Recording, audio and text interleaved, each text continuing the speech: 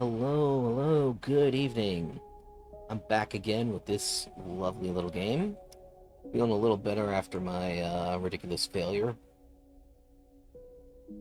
And you know how we do here. Gonna put the word out the socials and start in about 5 minutes. Talk to you soon.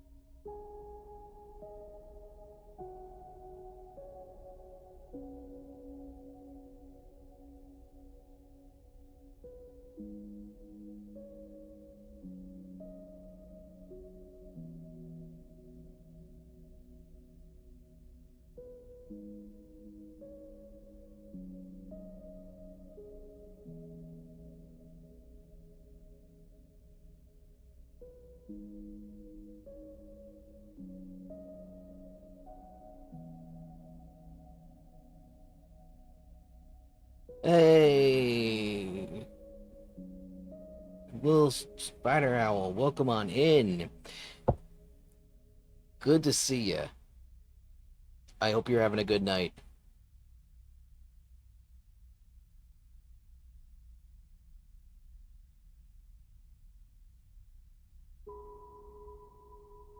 Alright, there's the ad break. I'll see you in 3 minutes.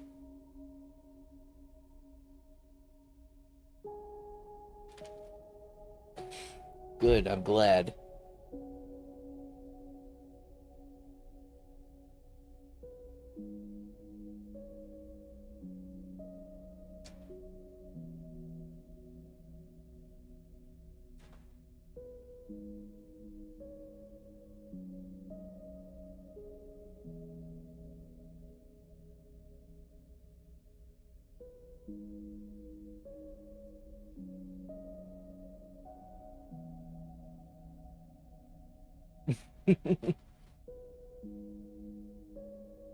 Glad there's a Red Bull ad.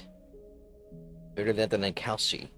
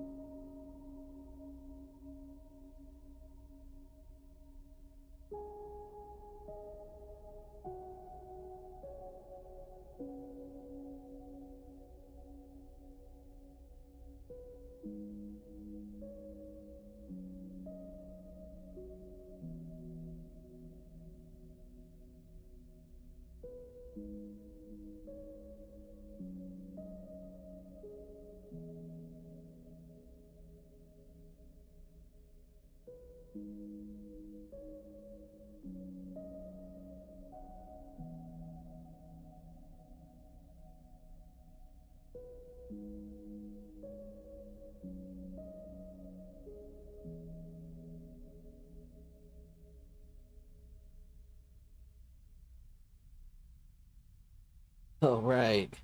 Glad the end is over. I see another 50 some odd seconds on my end, so I'm just waiting until that ticks down, and then I'm going to start.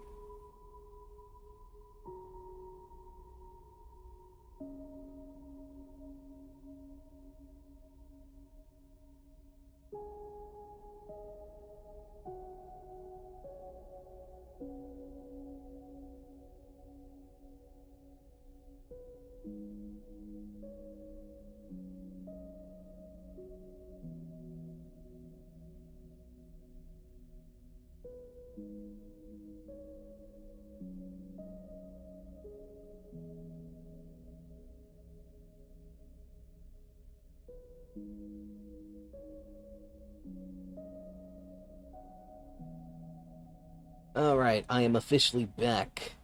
So let's start this, uh, or resume this cyberpunk simulation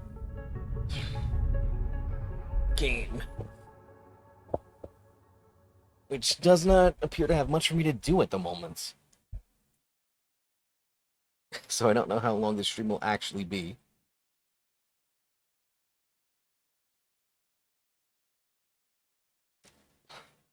Oh, boo, army. Look, guys, American Army dream is a scam. It is not worth the trouble they will make you go through to get that pay that college tuition assistance. You do not have to be all you can be by joining the U.S. military.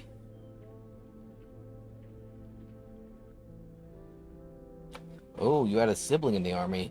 Yeah, then you probably know better than most. I have a friend who enlisted, went through basic training, and he was never deployed, so he couldn't get any of the benefits.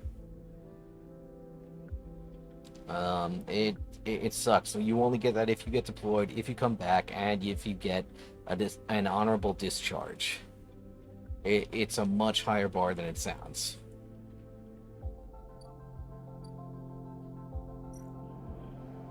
Alright, so does this game have anything for me to... No, it doesn't. Oh, man. But in that case, I need to rest anyway.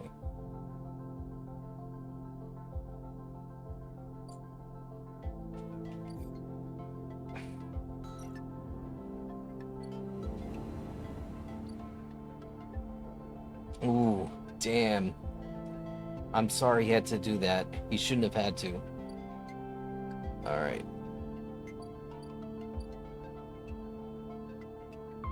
Oh, I don't know why. Is everything okay on your end, buddy?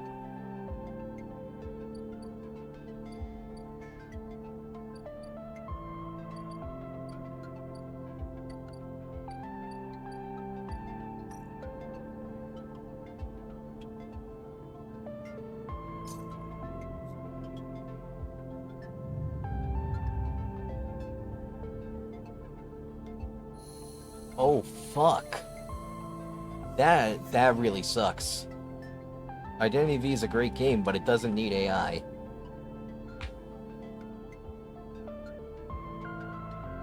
Kudos to you for standing up to that. All right.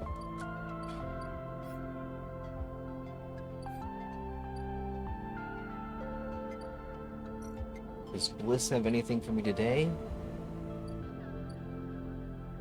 No, it'll be 4 days. So I should just work for some money for the meantime.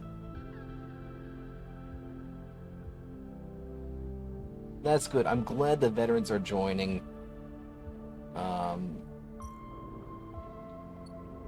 I can't stress this enough.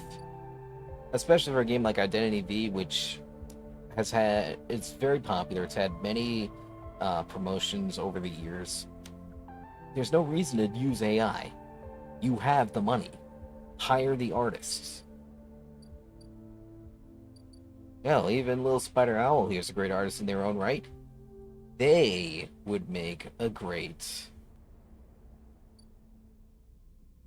They'd make a great CGI artist, probably.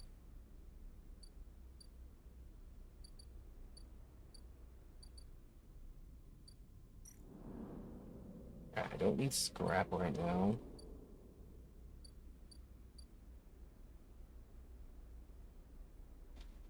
Yeah, that's valid. That if they decide to use AI with Identity V, they could use it in Marvel Rivals, which would not be cool.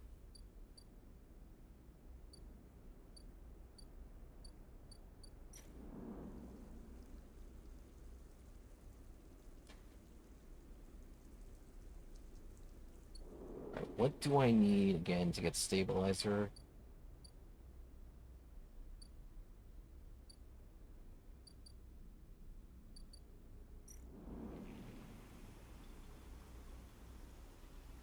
All right, club head caps.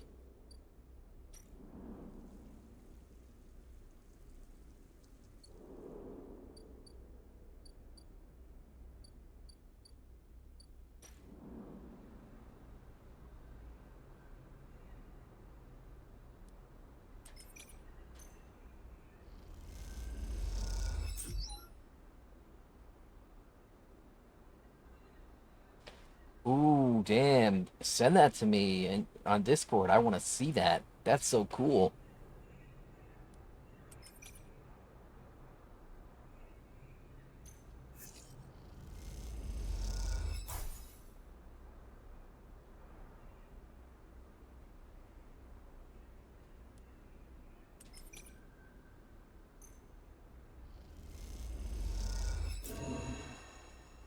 All right.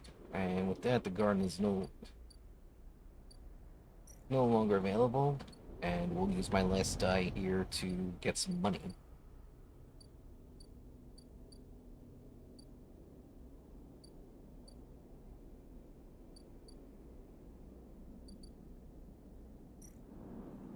So we'll just take a shift in the bar.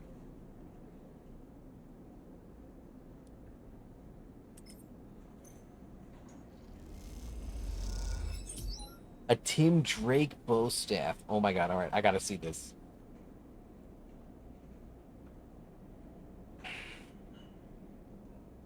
Hang on.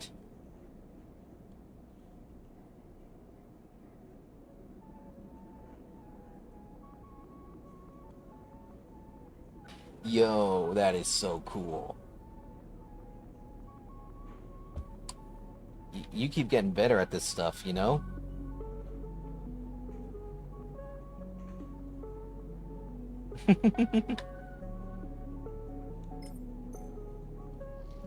It's taller than you. That's bonkers. Alright. With that, time to end this day.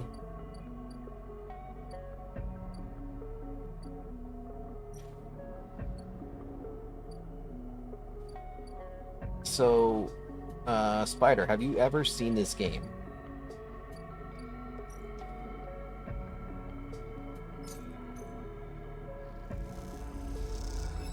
Oh, nice. A good helmet.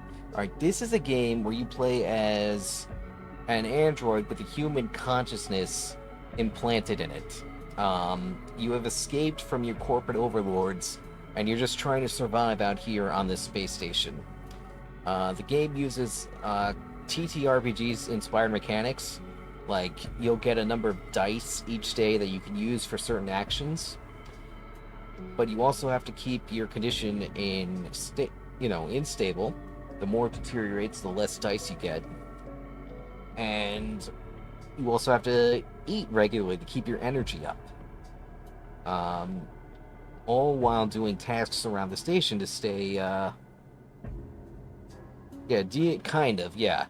The only thing is that you are given dice with exact numbers. I'll point it out at the start of the next day.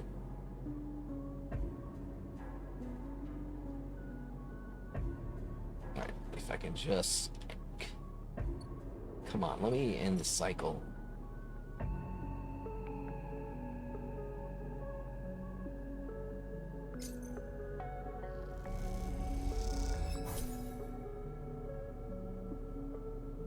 Oh wait, there's an active scene. Never mind. I can't end this until I figure out what the active scene is.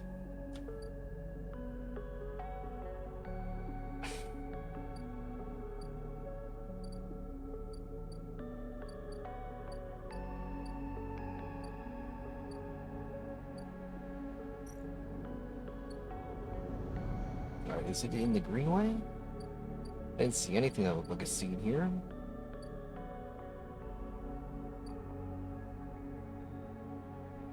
Ah, okay, here. This unknown thing.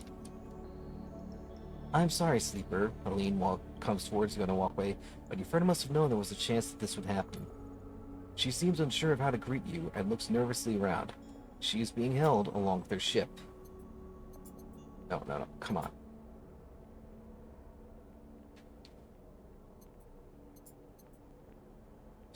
Damn it, this always happens the first time I get to one of these scenes.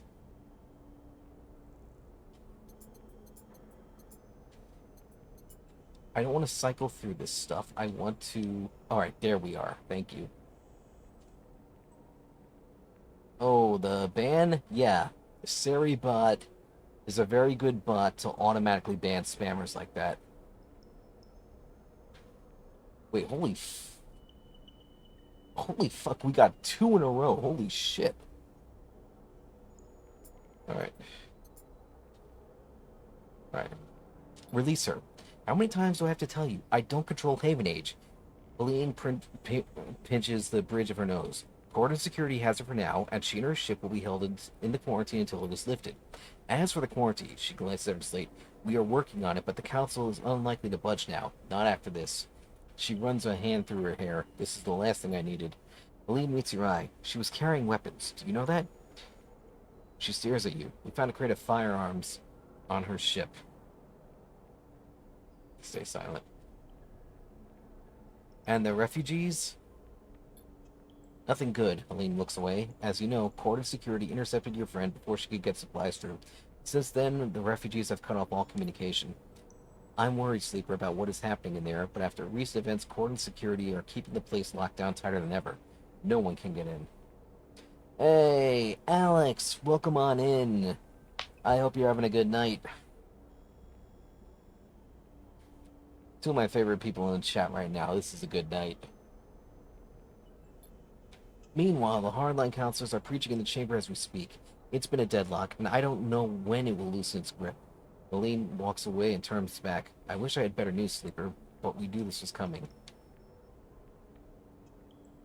What can be done? It's a waiting game now. I'll do my best to make my voice heard in the debates, to persuade members, and we will see what can be done. We still don't know why the flotilla came here, why they abandoned settlements and outposts throughout the system to flee to this ruined station. What little we heard from them concerned computer and life support machines collapsing in waves. Machinery is in flux. Helene sucks in a breath. This isn't over. We still don't know what... Oh. You think of the people of the flotilla. Helene is right. People don't abandon their homes for nothing. What wave is rushing through the system, and when will it reach the eye? Helene interrupts your thoughts. I have to go. The debates will restart soon, and I should be there. She waits for a moment, and it's unclear if she's trying to think of something or just waiting for you to speak. But the silence keeps you both quiet, and she walks off down a corridor, a nod the only farewell she offers.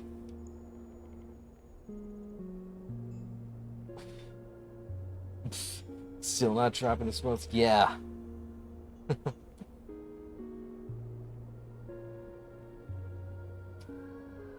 Dumplings and teriyaki. Oh, that sounds delicious. Yeah. Alex works a very hard job, and she still finds a little bit of time to hang out here before she goes to bed. I appreciate that. I appreciate everyone who comes in here. Oh, yeah. Something with our D&D campaign where you sicked a bunch of squirrels on my character. Good times.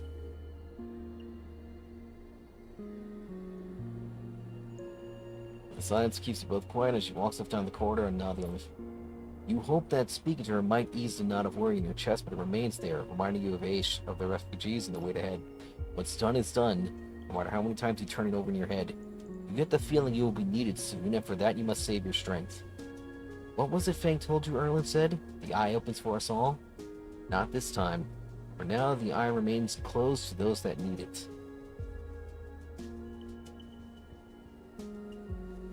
Alright, was I right about the squirrels? Because, I mostly remember, but I'm sure you remember it more than I do.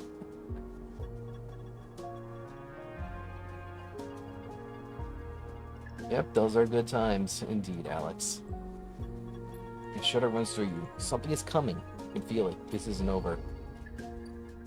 Alright.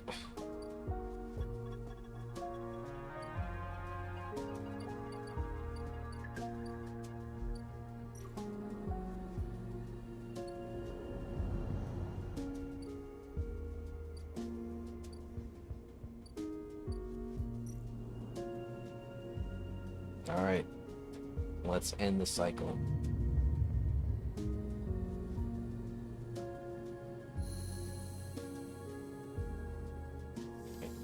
Yeah, absolutely. Hell, you could even use him as an NPC if you want. You know? You could have a tavern for all your characters together.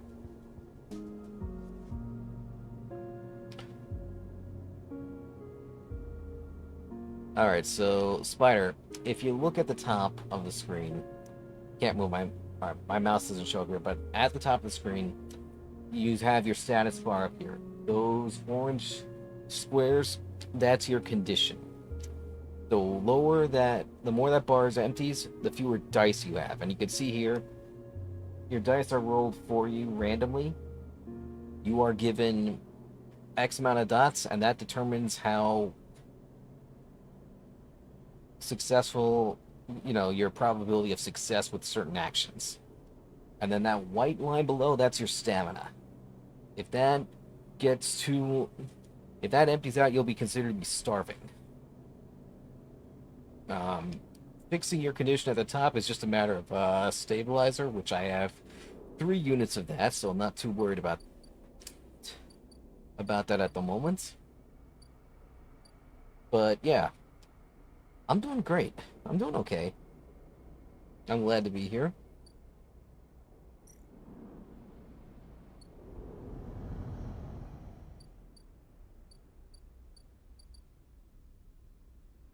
So we'll swing by the farm stacks to get some food.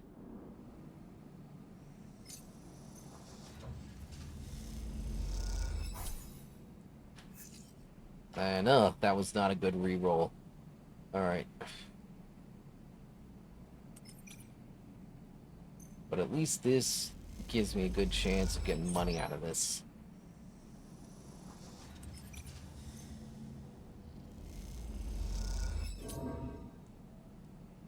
A negative outcome. Ugh.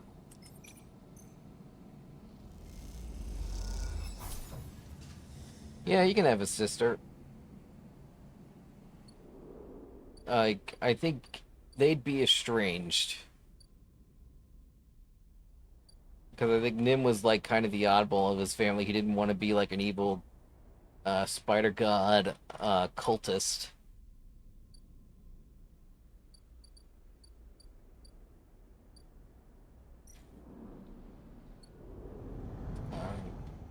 How many more days until...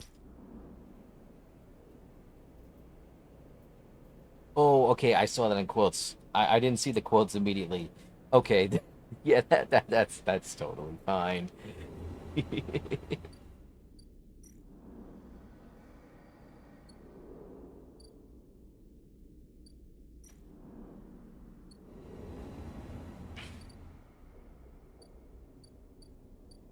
I've also been, speaking of D&D, I've been keeping up with that campaign calendar I told you about.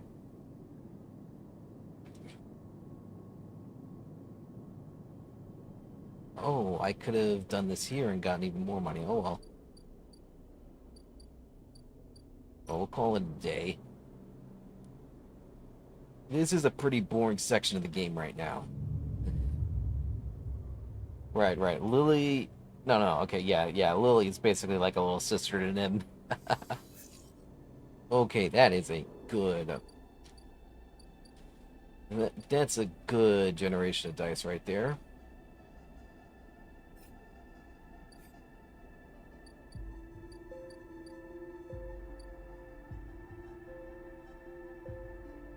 Yeah, that's fair. I've been playing, like... I will typically play, like, every 2 weeks. I'll play 2 weeks worth of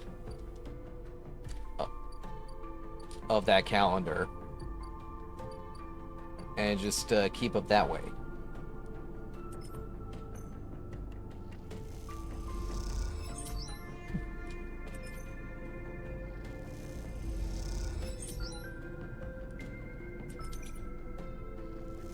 All right, money.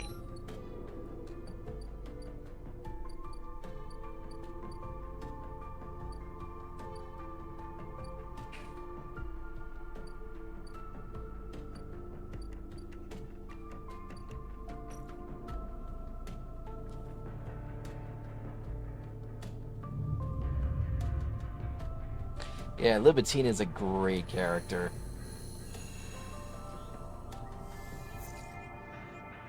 Thank you for the 24 streak, Alex.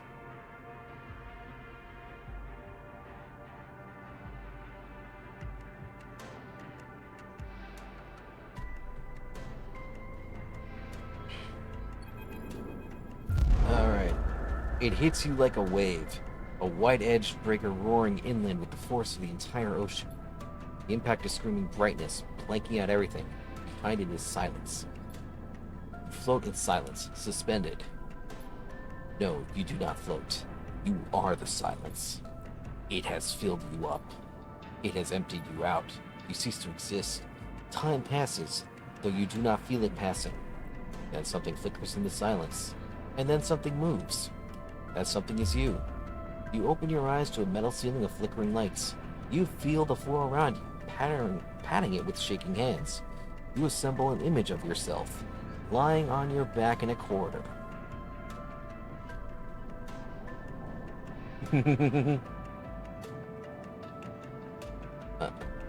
I love that skeleton joke.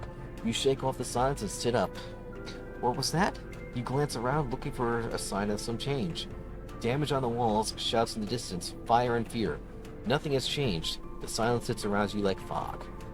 You try to think, furrowing your brow. How do you think again? It doesn't seem so easy anymore. You force the pathways to light up, the databanks to grant access. You feel like a fraction drive starting up after a long shutdown in a cold vacuum. Silence. And the silence was negation. A disassociation so absolute the electrons shed their tethers and considered new paths and orbits. All things were possible, but none could be achieved. It was only a moment, but that moment in time seemed to function. But in that moment, time seemed to function. Memory image comes to you. One from the moments before the wave hit. You squint as you imagine it, try to cohere its blurry form. A broken skeletal ring, the eye, and then a vast arc approaching it, a razor-edged white curve, the wave. The wave approaches the eye. The eye spins, turning each part to face that vast white edge. You recognize their skeletal data collab forms. The bright market, the low end, the greenway, the wastes, then the wave hits just as the flotilla, the cordon turns to face it. And after that, everything is silence. You open your eyes again. That is the epicenter. But of what? Damn, that was heavy.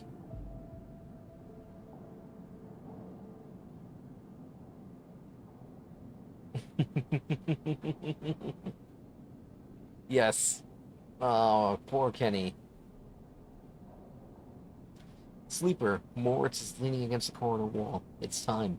He looks away. Big job just came in. Grand finale. You up for it? I'm ready. Alright then, we are in business. He pushes away from the wall. This has to work, Sleeper. Has to. He looks down. If it doesn't... Bliss okay? He frowns. I don't think so, but she isn't hiding that from anyone. Look, Bliss has had a rough time of it. I thought you of all people would understand that. He runs a hand through his hair. Sorry, didn't mean to be. He smiles. Bliss is a good one. She gave me a chance. I owe her. He straightens up. I know you have your own things going on, Sleeper. We all do. But the Bay needs someone. Bliss needs someone. Hell, I need someone to help me keep Bliss from spinning out completely. He scratches the side of his head. Otherwise, there's not much I can do. He shakes his head. And I would hate to not pay back my debts. Moritz stretches. I've got to get back. He nods and walks away. I'm out. See you up there.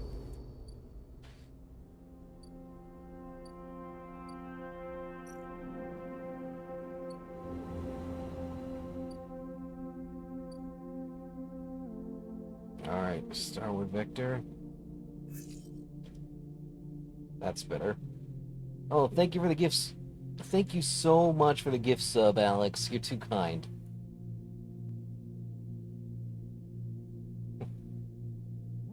Alright, Starward Vector. Tangled Solar Yacht.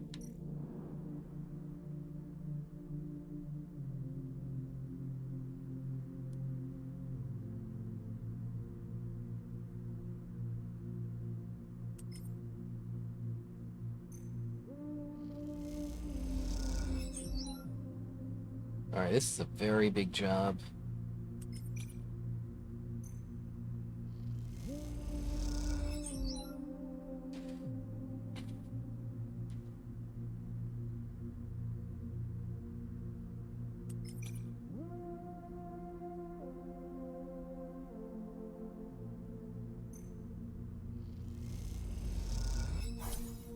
Oh right, that was good. That was a very lucky roll roll of dice.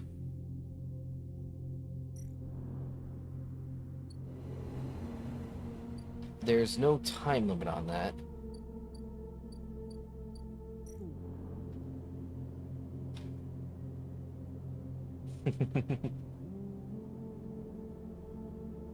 Oh wait, there is an active scene.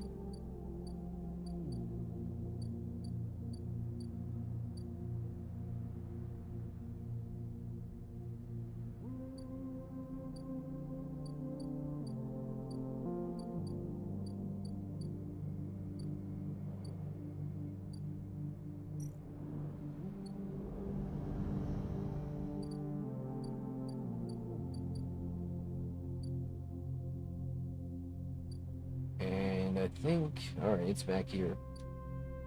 Eek, cautious spacer. Even before you reach the cordon, the damage is obvious. The blinking red lights, the drones, the tugs are all gone. Half the cordon's frame has also been shorn away, perhaps through the impact of some falling ship. People push past you in the corridor, both Haven Age staff and contractors, clearing the cordon. Push forward. You push through the flow of people, and despite a few suspicious looks, they offer no resistance. The further you pass into the cordon, the less people you see. You can see a few sections have been closed off, their bulkhead doors sealed and red warning lights punctuating the corridors, but otherwise, most areas seem functional.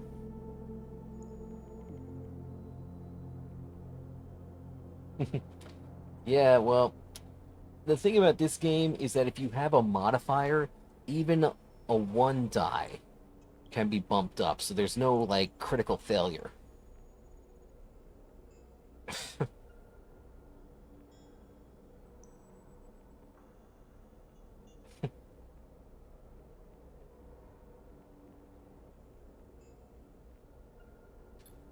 Suddenly, you feel a hand fall on your shoulder.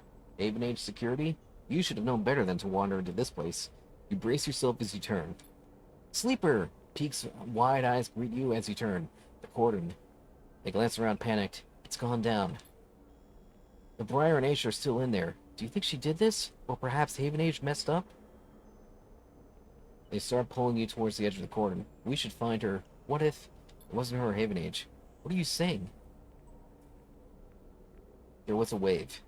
A wave? Peak frowns. A wave? What do you mean? They pause to think. A signal that only affects electrical systems, perhaps? An EMP would have taken out most of the station, but... Peak runs a hand through their hair. I don't know what you were saying, Sleeper. That doesn't sound... They look away down the corridor for a moment. Look, I find to find Aish. I'm sure you felt something, but we can talk about that later. They set off down the corridor. I can't sit around talking any longer. Find me on the flotilla. I'm going to find a way to Aish no matter what. With that, they rush away into the depths of the cordon, leaving you behind. Seems like you'll need to follow if you want to get any answers. Alright. So, I'm gonna need scrap to do this.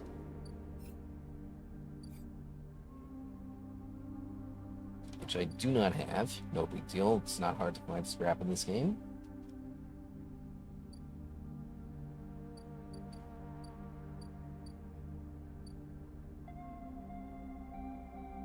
But for now, I do need to rest. All that is going on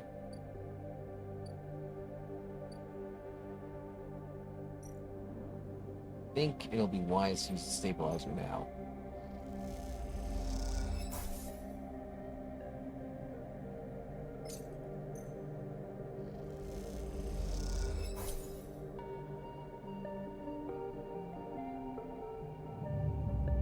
And also, Spider, this soundtrack is amazing.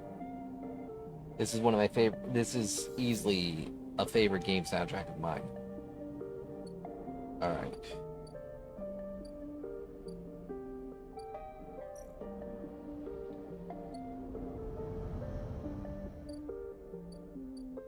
Let's go to the wastes here.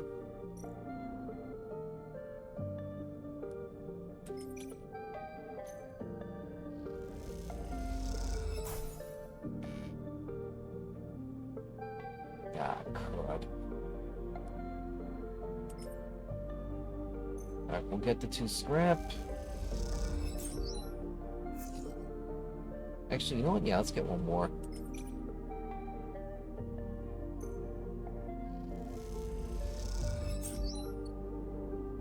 I'll use that on myself before I go to sleep for the night. Yeah, no, especially this track right here, very relaxing.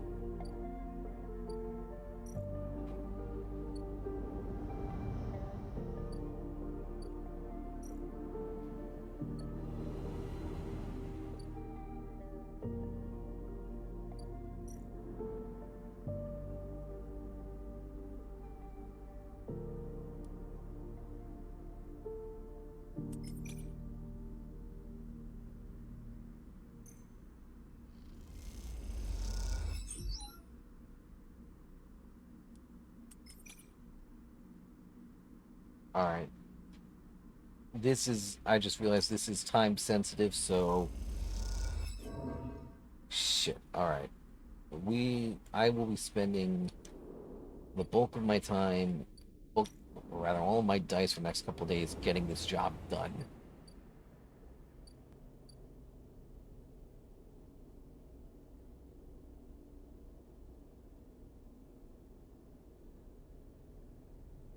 Yeah, I feel that too.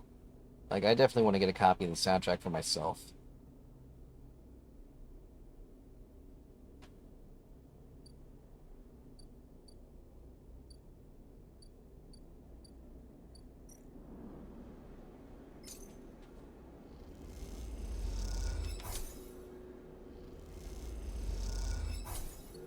Alright, much better.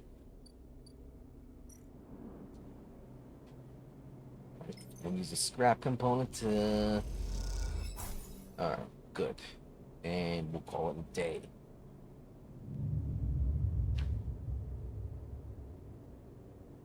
Oh, my condolences.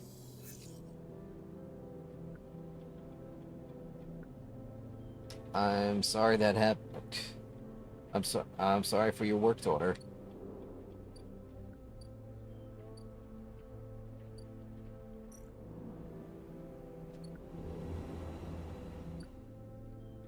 Alright, let's go here.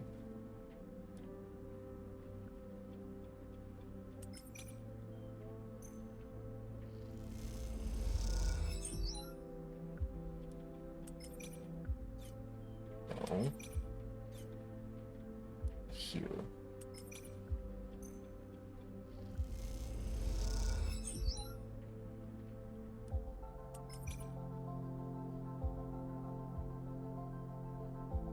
Yeah, no, it is hard losing a parent or grandparent.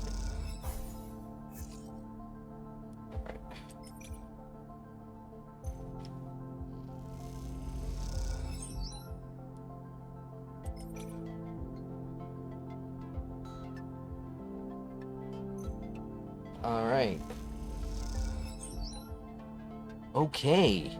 Alright, this was a good cycle.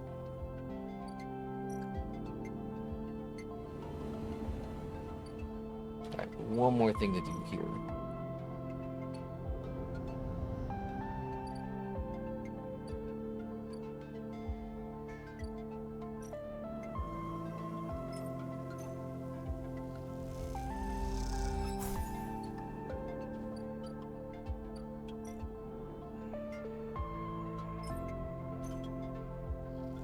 And we'll get this garden ready.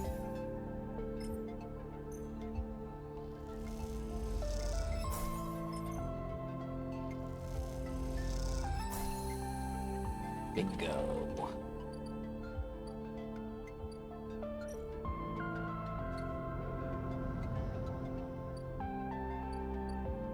Alright, with that, we will call it a day.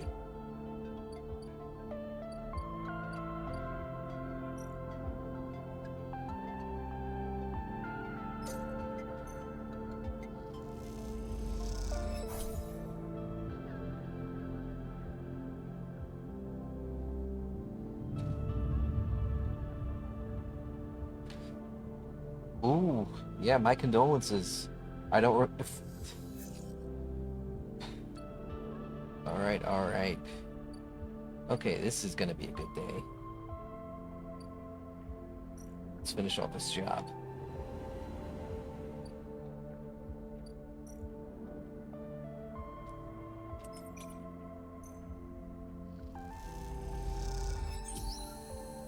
Alright, we did it.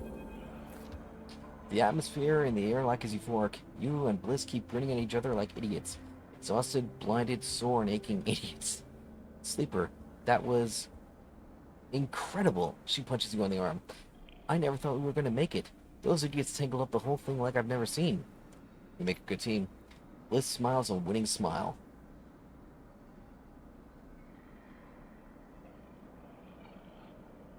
Yeah. Humor can be a good coping mechanism.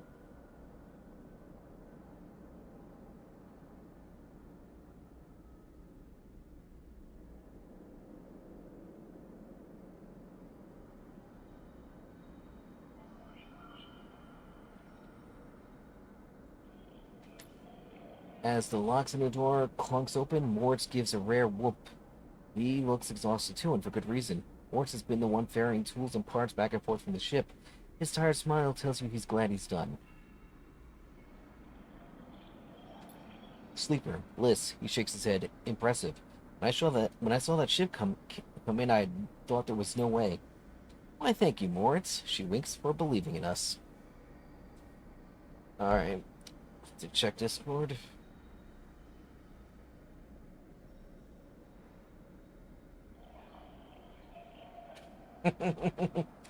Oh, that's funny. That's darkly funny. That's clever.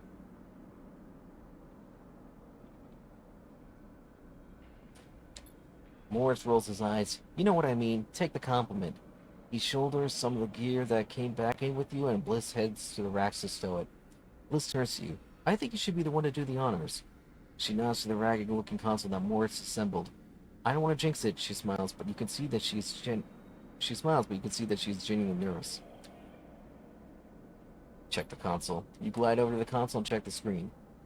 It takes a second to see what you were doing through the flickering cracked display but after a moment you see the accounts.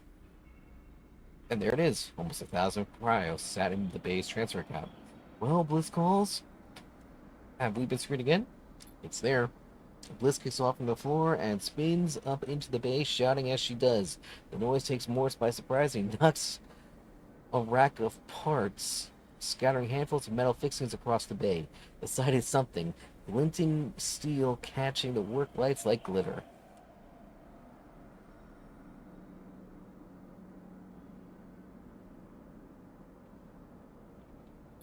Sorry, says Bliss, grinning when she comes back down. I needed that. She kicks off and joins you at the terminal. Mord's even managed to sell that produce. We made a tidy profit. Eventually. She laughs. Here. She loads a stack of blank chits into the terminal and transfers a bunch of the pride of them. This is your cut. Bliss hands you the chits. Thank you for believing in this place. She looks away and smiles. Even when I couldn't. When you first met me, I was on the edge of giving up. All it would have taken was one more push, but now? This place is sparking again. Work is coming in. There are funds in the accounts. Even Moritz has a spring in his step. You both look over at him, happily racking up the tools. That's because of you. She punches you on the arm. He likes you. He's a good kid. He isn't bad, is he? She leans in closer. You know he came here looking to rob the place? I gave him a job instead. Don't tell him I told you that. I just thought it might help you understand the kid. Morris turns to look at you, and both Blitz and you awkwardly wave. Maybe it's time to change the subject. You going to be okay? Me? Always. She looks away. From here on out, it's going to be a little easier. I'm going to look for some component contracts, stuff that'll keep us inside the bay, not out in the black. No need to risk our necks if we don't need to. You want to cash out? That's fine. But there will always be work for you here when you need it. I'll be back. She smiles and then out of nowhere quickly gives you a hug. She steps back and glances around reflexively. Take care, she says softly. You too. You turn to leave, and Sleeper? Yes? She smiles. Don't spend that all at once. Ooh. I'm sorry. I lost my only living grandfather when I was 12.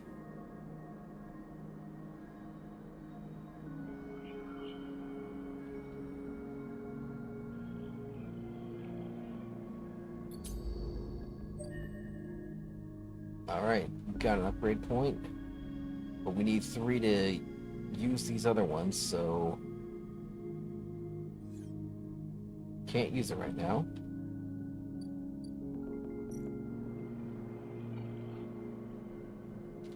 So, if I do need money...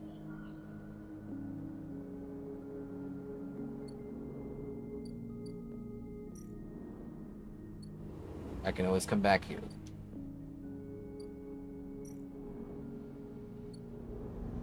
Now we got something else we need to do.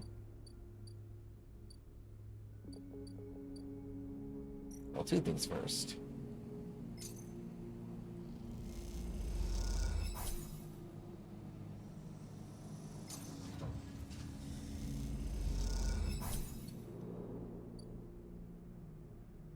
Aww. That's that's a good grandfather right there.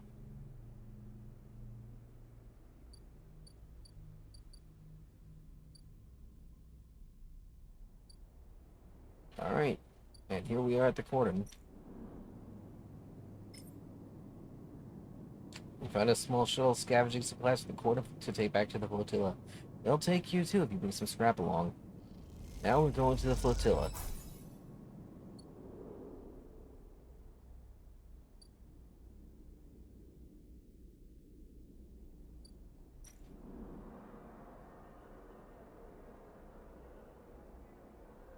And this is just a really good dice roll.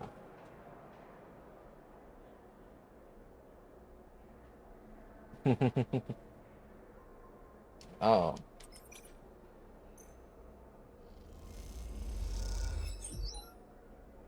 Every one of these is a guaranteed success because of my modifiers.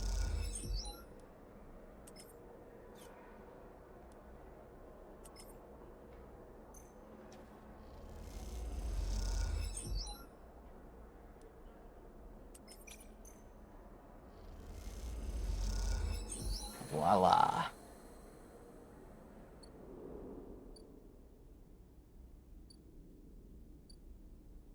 There are 2 people who can speak with you. Oh wow, this area gets more expansive the more you play. This is amazing. Like any good grandfather should be. My grandfather, well, he loved me and my sister, but he did not love my mother. Not the way that a parent should love their daughter. Let's just put it that way. Someone told me I should be thanking you. The voice comes from behind you, cutting through the chaos of the crowded, carnivorous bay. You freeze. Don't be afraid now. I've been hunting you, sure, but for all the best reasons. You turn to see bright eyes and a rough face framed in rusted metal. Saul. He holds out his hand. The other clamped firmly around a knotted woody cane. Shake his hand. He grips you firmly with a heavy and callous hand. Forgive me. As soon as I saw you, I knew who you were. Saul puts a hand on your shoulder. I've been told that a sleeper was part of the supply run that came in several cycles ago. He nods. A very welcome act, and we all thank you for it. Walk with me, sleeper. Saul sets off through the bay, his partial suit hissing and creaking as he helps carry him through the busy controls. You notice people making way for you and Saul, standing back and letting you pass. You pass a makeshift kitchen, streaming pots on heating elements, a restless queue collecting meals. That algae that came through isn't exactly a full meal, but with what we have here, we've been able to make it work. You see a ladle of greenish stew dished out. That color is something, isn't it? Saul smiles. Saul leads you out of the larger bay into a corridor lined with storage rooms that are now serving as dorms. You see someone filling a metal container from a sandpipe, the water gushing out readily. Saul nods to the person who passes. Just a little further now, Saul leads you into a freight elevator and whistles to some unseen elevator to start it up. It jerks into life, and as you pass through the layers of the ship, you see people on every level, supplies crammed into every available space, and sparks leaping in bursts as the ship is reshaped and modified to sustain its population.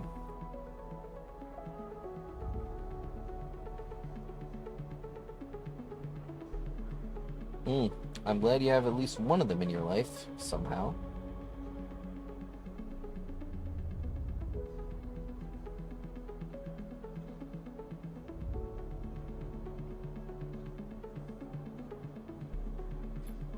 If Haven Age were expecting an exodus from the flotilla, the Flux event has put a stop to that. Saul stretches. Some have crossed to the eye, but many just to gather salvage or score a hot meal. So the pressure on our supplies is shrinking, but not like I'd hoped. With the Flux reaching all the way out here, people are starting to understand that our journey might not be over. Saul stares grimly ahead. Suddenly, the freight elevator screeches to a halt, and Saul leads you out into a wide room of chairs and terminals, ringed by a mezzanine and with a glass roof above showing the distant hub and the far curve of the eye beyond. The people at the terminals nod to him as he enters. This is your ship? Saul nods. That's right. The Pilgrim Seed is mine to care for. He leads you up to a railed platform at the center of the room and stops.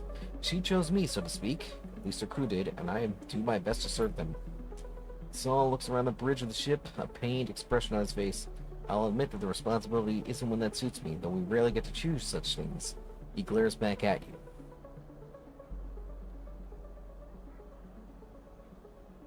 Ah. Yeah, that's a pretty wide distance, my friend. Hopefully someday they'll meet you, Alex. But you, Sleeper, from what I understand, you chose to try to help us here. Is that right? I did my best to. Saul nods solemnly. But I have to ask you, Sleeper, why are you here now? Saul leans back. You feel his eyes on you, assessing you.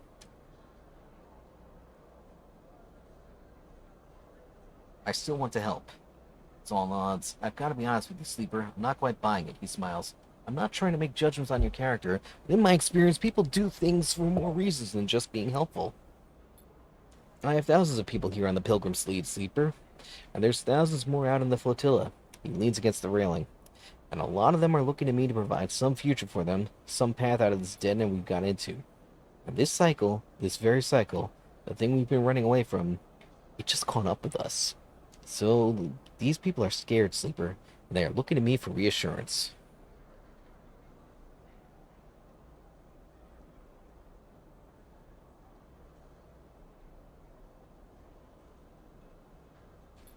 And then, on the same cycle, someone tells me they see you on board, a sleeper. The same sleeper, they reckon. That one is so strong they sent a ship past the cordon to see us. Saul scratches at his beard. The first thing I wanted to do was thank you for that, for your interest. He pauses. But the second thing I wanted to do was find out what you want from us. Saul's suit hisses and creaks. I think that's fair, don't you? Saul takes a deep breath. So what is it? Tell me about the flux.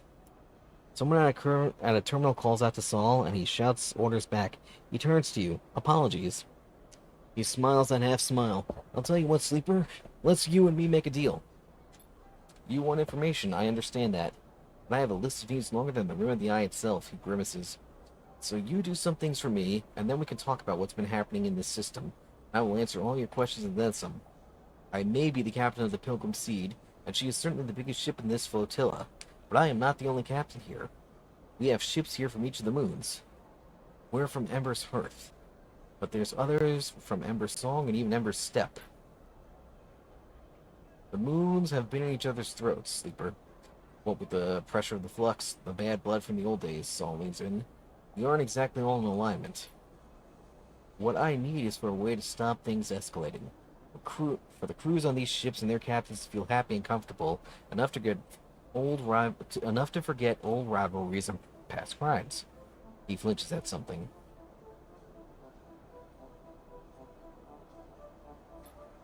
Those from Ember Step, well, they've always been proud, but that pride seems to be a barrier to compromise right now.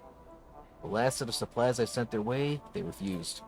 Meanwhile, I have a supply shuttle at the docking axis of the Ember Song ships to gather at, but they have taken far too many cycles to unload. Maybe if you were heading that way, you can look in on them. I'm no politician, Sleeper, but if I don't... Saul stops. He leans back and flexes, his suit screeching. He groans a little, and you see the weight of the flotilla sitting on his shoulders, the suit the only thing keeping him vertical beneath all the pressure. Look, you'll see for yourself if you go. Meet the other Sleeper, see what they need, keep them aligned. He speaks with the pain, his voice clipped. You okay? Not really, but as long as this thing holds, he grimaces, I hope. Saul grits his teeth. You are what you appear to be, Sleeper. He smiles his half-smile, despite the pain, because I'm not sure I can take any more bad news. Plus, there's plenty to be done here on the Pilgrim Seed, too. If you have a moment to pitch in, there's never enough around here. That's something I've learned the hard way. Saul settles onto his cane, the pain visibly receding. Alright, I have 1,000 things to attend to now, Sleeper, so you'll have to find your own way out. That's all sits in his own terminal with slow and careful movements. You head back down in the freight elevator, and as you do, you see the layers and layers of chaotic life this vessel and all the vessels of the flotilla hold. Alright, so...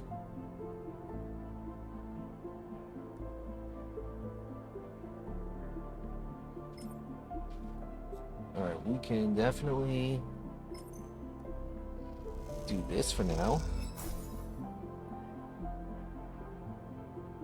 Alright, so I need more mushroom caps for sure.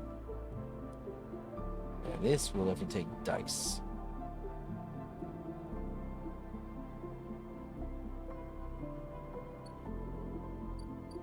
And let's start to peek again. As you walk into the bay of the Climbing Briar, the familiarity of the space overcomes any trepidation. It feels good to be back, and the return feels earned, especially after all the work it took to figure out a route through the flotilla's jumble of ships that might lead you to this blue streak. You see Aisha and Peek immediately, sitting at the back of the bay, deep in conversation. Their closeness causes you to stop, suddenly aware that you might be interrupting something private. Peek is explaining something forcefully as Aish stares out into the middle distance, hunched over. She suddenly spots you. Sleeper, Aish nods. Didn't quite turn out like we hoped, right? Peek stops and glances between the two of you, tension rising. I'm sorry. Aish waves your apology away. None of that. We all had our part to play. Peek looks nervous. It has worked out. They appealed to you. The Flux event knocked the entire coordinate system offline. The flotilla is free and Haven Age is backing off. Flux event? That's what the refugees are calling it, Peek explains. Apparently, that is what they called it when it started happening around Ember. How is the flotilla? Surviving, Aish says bluntly. But the tensions that they brought with them from Ember's moons are boiling over the Flux after the Flux event. The Flux is some kind of disruptive wave that only affects electrical systems, Peek chips in. So when it hit the flotilla, everything went haywire. The ships are far less screened than the eye, so they took the brunt of the wave. Crisis continues, Aish sighs. The quarter may be down, but this brings a whole other set of problems. You should tell them, Aish. Peek glances at her. Please. Aish doesn't respond. Tell you what. You stare at her back, waiting a response. Please, Aish. Haven't they shown they can be trusted? Peek nods towards you. Aish nods, her arms folded tightly across her chest. She goes to start, then stops. You could see the anger in her eyes, but you realize it is not directed at you or anyone else. She is angry with herself. I brought weapons to the flotilla. She pauses, and now Haven Age has them. You suddenly remember the sleek crates that were tucked into the bay, marked with a yellow sigil. The ones Aish told you were just supplies. What were you thinking?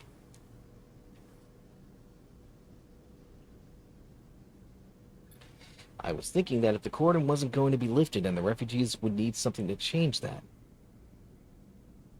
She stares at you defiantly.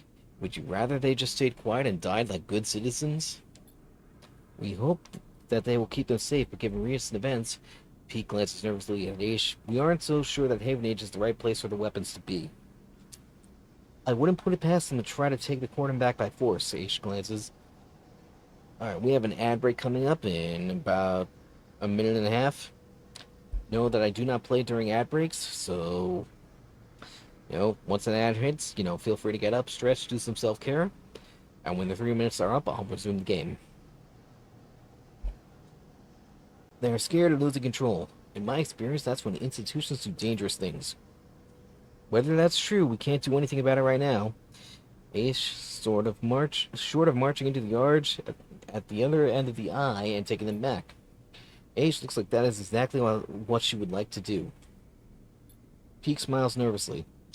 Plus, we have other things to be getting on with. I want to understand the flux, Sleeper, to study it. Peak's eyes slide up. The thing has changed the entire system, causing problems across the inner system, driving refugees off. Right, no ads for you, but ads for anyone else who might be here.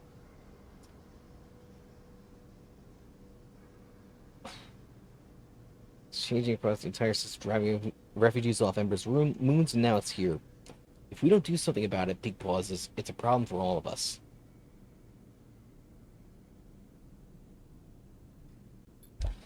I could see more immediate problems, Aish sniffs.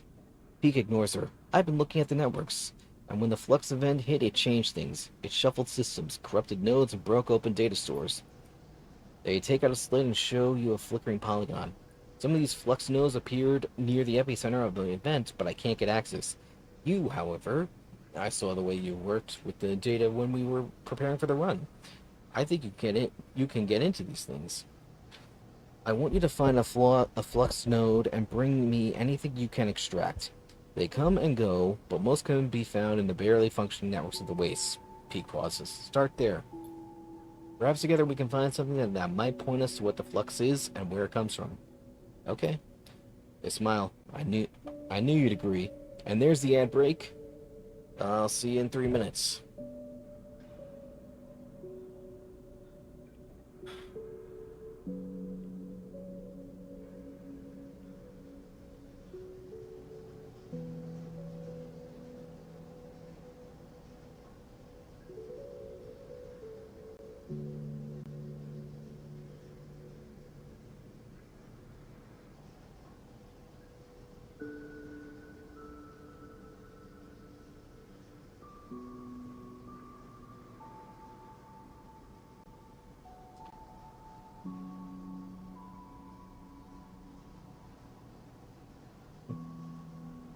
Yeah, me too. I'm glad we're friends too.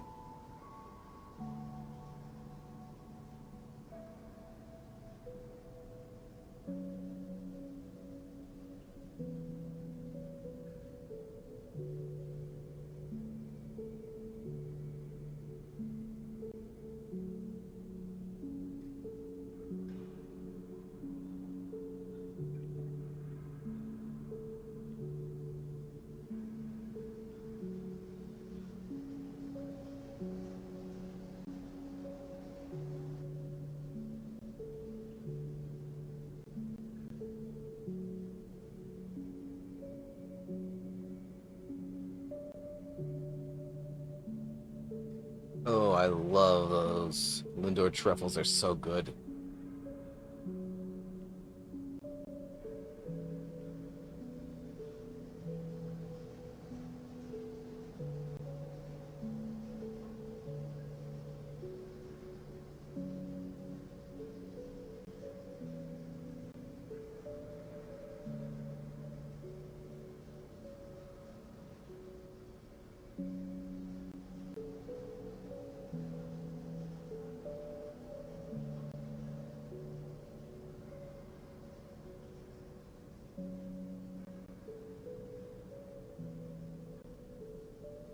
Oh, I love dark chocolate. That's my favorite kind of chocolate.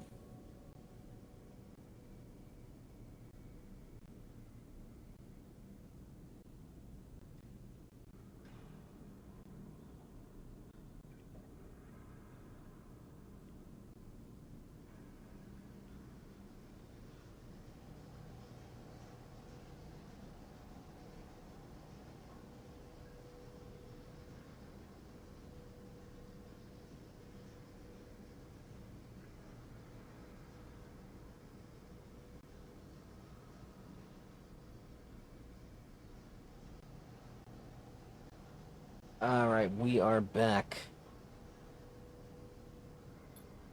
Age looks indignant. Don't waste too much time chasing ghosts, Sleeper. There are people on this flotilla that need any help they can get. I'm sure Sleeper can do both, Age. Peek smiles at you. I'll see you here when you have something. Good hunting. And they wave you out as Age stops away to make plans of her own.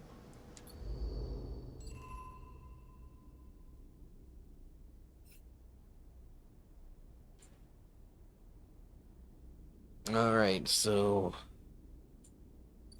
our next two jobs are... So we have to do some hacking soon.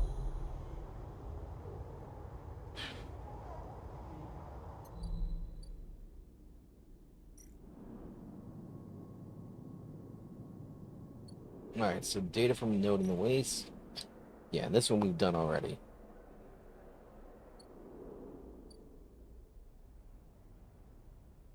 But for now, it is time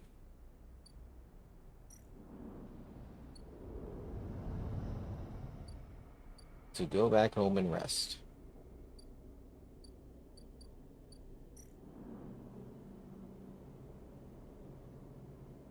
Wait, I have another active scene? Where?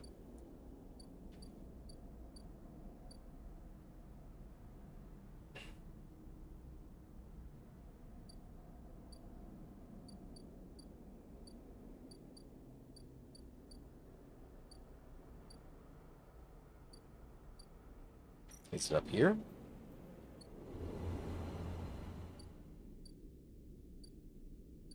No, not up here.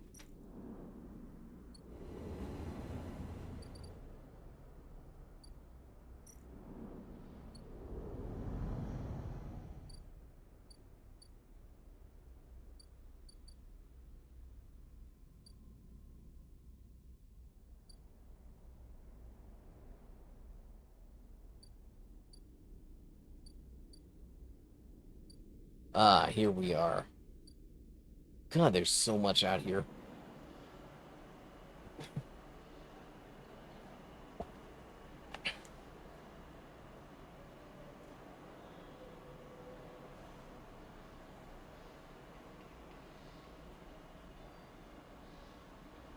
Alright. Ember Steph Refugee. It's a strange night, given your time spent in the Green Way to see a greenhouse choked in red dust. It piles up along edges, gathers in curving waves, and is carried by some unseen wind to whirl in front of the glass ceiling. It is a desert in miniature, a captured landscape of iron-rich sediment and unseen life.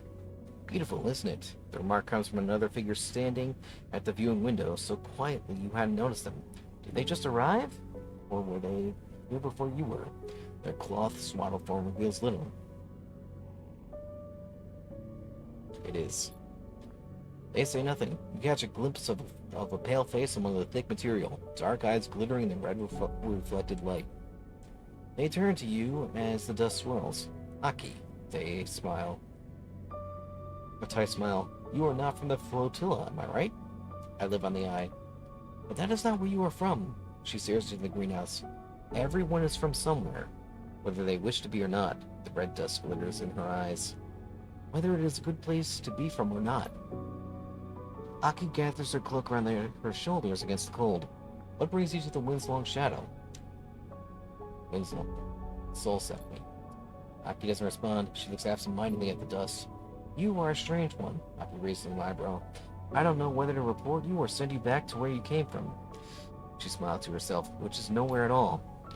You glance around the empty corridor, suddenly aware of how quiet it is on the ship.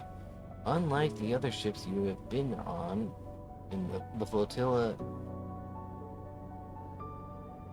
Unlike the other ships you have been on the flotilla, there is a silent order to the moon's long shadow. And in this moment it feels unsettling. Where is everyone? Aki waves a hand. Asleep, mostly. It is night on Step, and so it is night here. She rubs her shoulders. At least for those of us who can sleep. Step? Aki turns away, irritated, eager to change the subject. You hear a creak as a set of shutters slowly begin to close across the glass ceiling of the greenhouse. As you watch, you feel the dissonance that this place has with that word. There's nothing green here. Dust house, perhaps. It takes many systems to preserve this landscape, Aki begins. To simulate the wind, cycle the dust, layer the sand and dirt beneath. You watch the dust swirling, systems that are failing. The flux event, Aki glances at you for a sign of recognition at this term, is eroding our ability to keep this place alive. To keep these traces of Step alive, she smiles to herself, which is ironic because when we left Step, the flux had eroded our ability to survive on the moon. Now the situation is reversed. Away from the moon, its ecosystems are as fragile as we were, living upon it.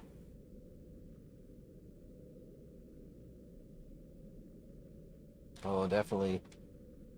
Always good to have milk with your chocolate. Something catches your eye as the shutters darken the dust house. The winds picking away at the dunes begin to reveal something. A web, a network of thick branching forms, and then they close completely, and you see nothing in the dark. Soft blue lights flicker in the corridor, uplighting Aki in the cold cyan. You have piqued my curiosity, but I'm so tired. Aki shivers. If you do not have a purpose here on this ship, I recommend finding one. Otherwise, I'm afraid you'll need to leave. Make yourself useful, and perhaps we will get another chance to talk. She turns. I would like that. With that, Aki pads away from the corridor. You stand for a moment in the dark of the dust house, trying to imagine the network of roots under the stand and dust, and then trying to imagine the moon that once housed them. Okay. So there is a lot to do on this flotilla.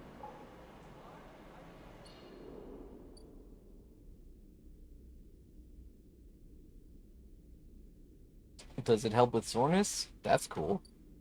I never knew that. Alright, now we can rest.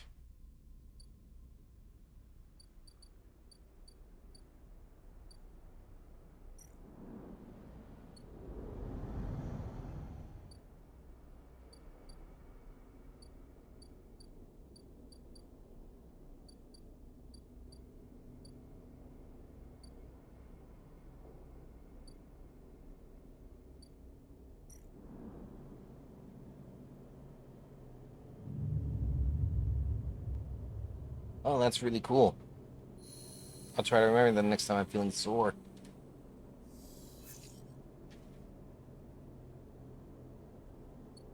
Alright. What to do?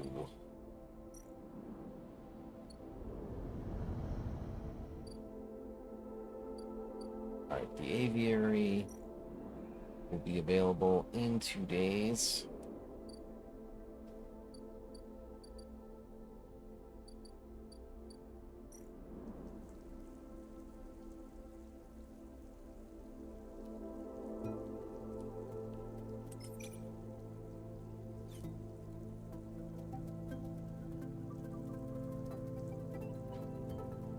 Well, yeah, that's probably true.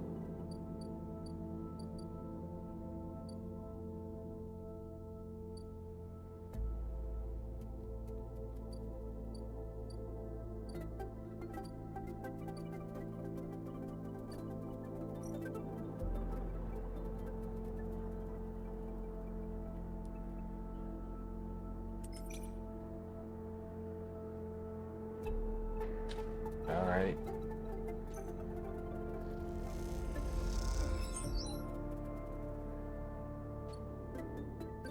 There's one.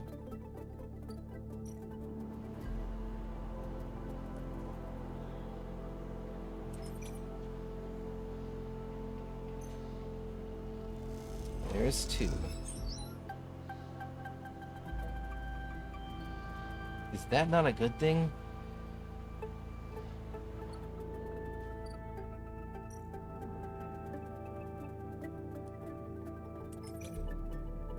And we'll make ourselves useful.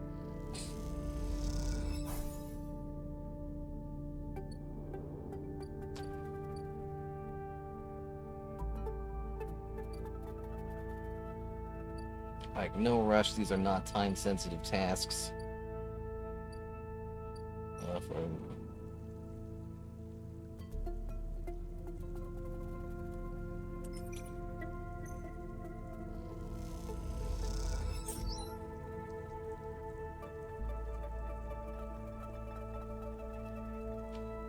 All right.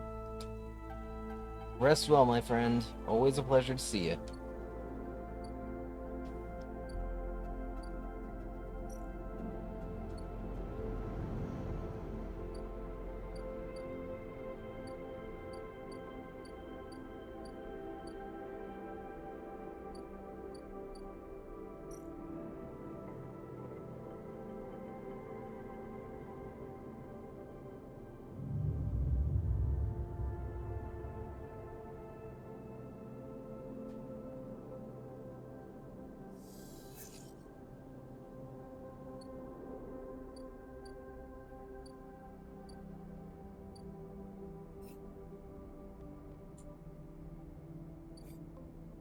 I think I'll try to focus on flotilla support and then study the flux.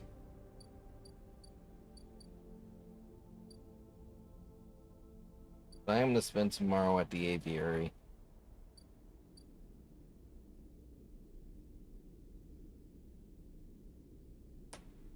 I maybe a little. I don't want to say that you seem like. I guess the thing is, it's really hard to be 100% sure of like emotion through text. It's okay if you were shy. I guess that's what I'm trying to say, but it's like I don't think it would be fair for me to try and gauge that through the text messages you drop in this chat. Does that make sense? So I'm not going to do that.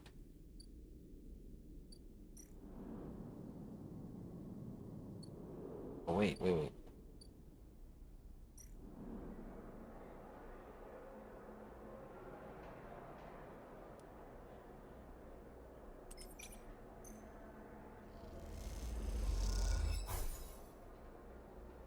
I mean, it's okay if you're a little shy. I mean, with new people, like that's.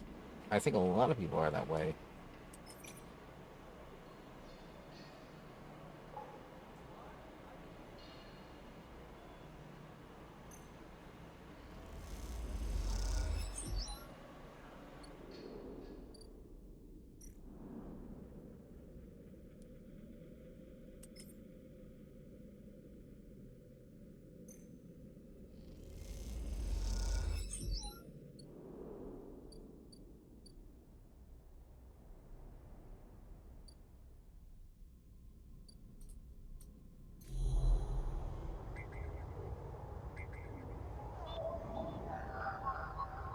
Okay, so I need at least a 6 for that 5 or a 4 for that, like snows.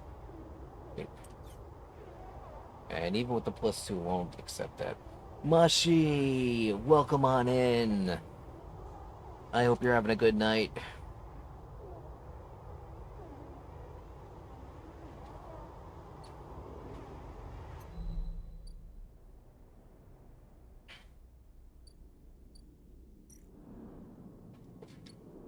What else is here? What else can I do with this?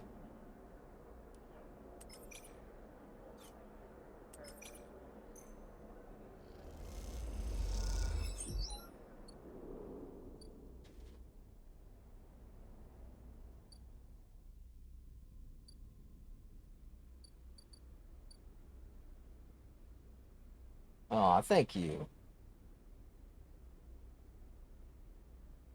Oh, wait, Senpai's. Oh my god, I've been meaning to ask you, how is that? I I totally missed your stream and I'm so sorry for that. Like I watched I saw your story and that looked a little crazy, but there are jump scares in there.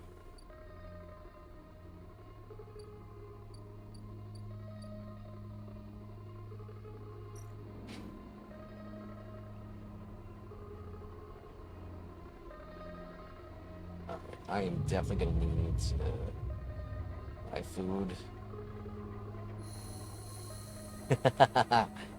Nice.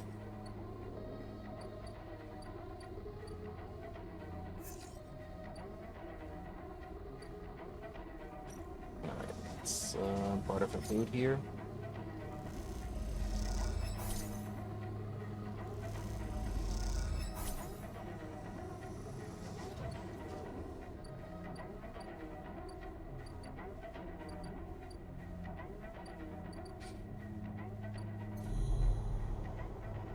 And let's hack the data out of this flux node.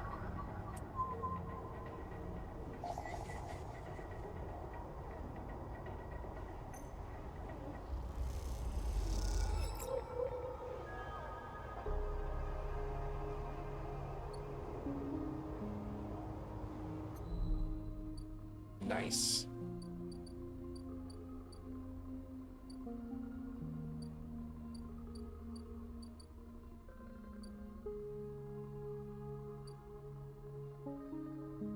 Uh, yeah, mushrooms. Hold on, I'll show you. Um,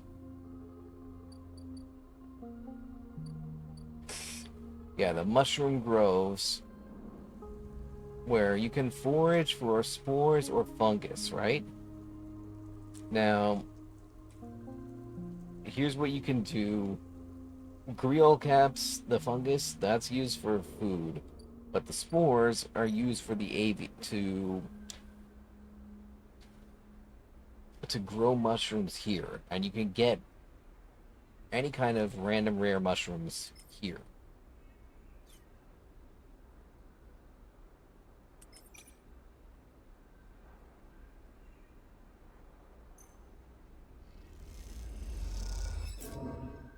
Yeah. Alright, that was a bad.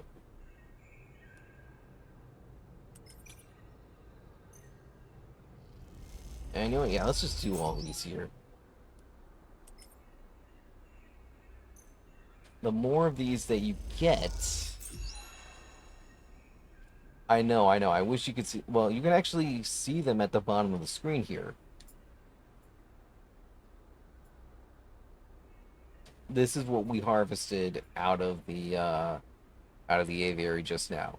Matsutake caps and clubhead caps. And I believe that one will help me get more of this stabilizer, which I can use to make sure that I get 5 dice each day.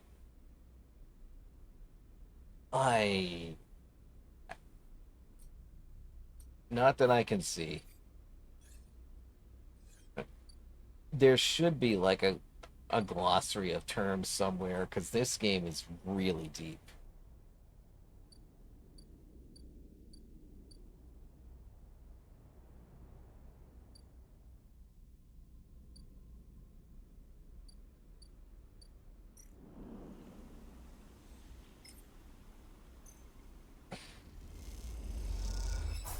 All right.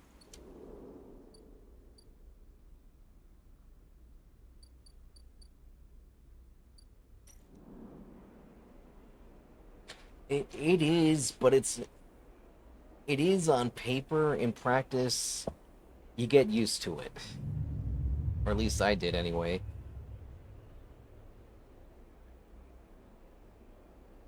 The important thing is to remember when you're doing a time-sensitive task in this game, and, you know, to prioritize that above all else.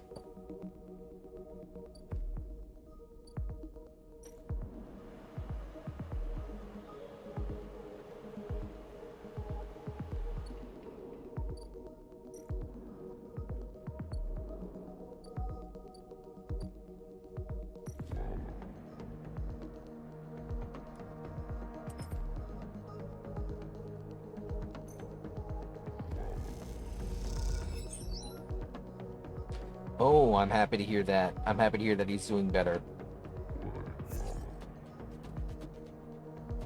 Okay, that is the worst reroll ever of all time.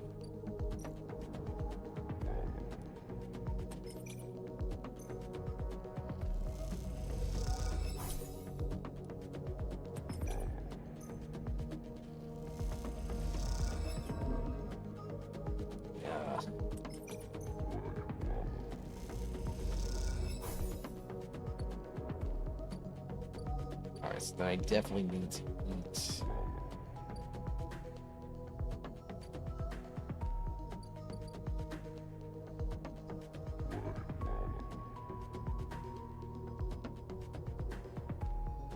I know this is one of the best soundtracks uh, for a video game.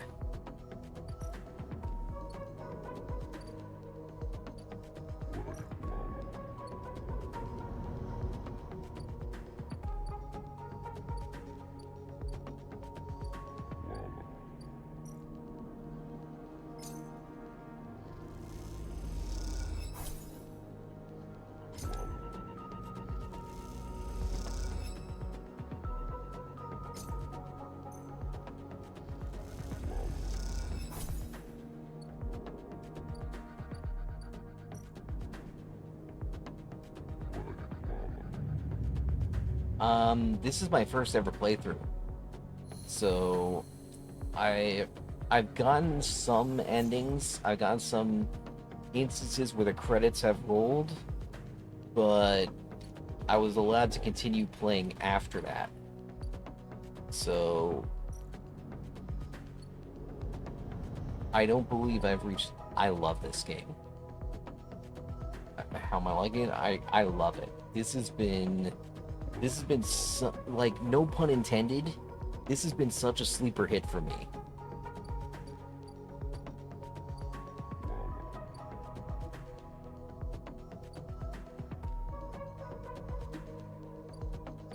Like, I bought it on Steam when it was on sale last year, and I just thought this would probably just fill one night on Twitch, but it's really grown on me.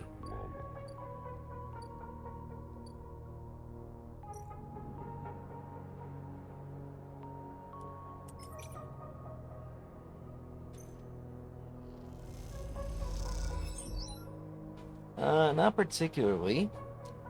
Um, Usually there's like so much to keep track of that I'm not confident I'll be able to play well. But this one, they ease you into it. They do a good job of easing you into it.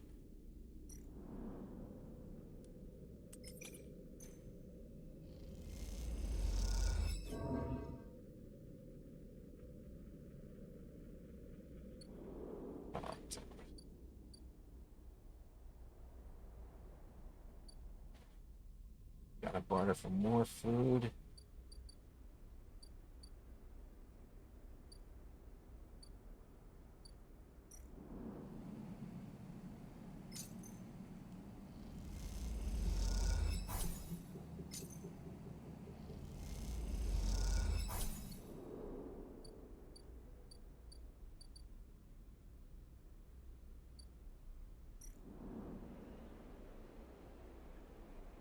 And plus, the more you play, the more the tasks you do, the more places you have to just sleep. Anyway, thank you for the lurk. Enjoy your time looking down on us.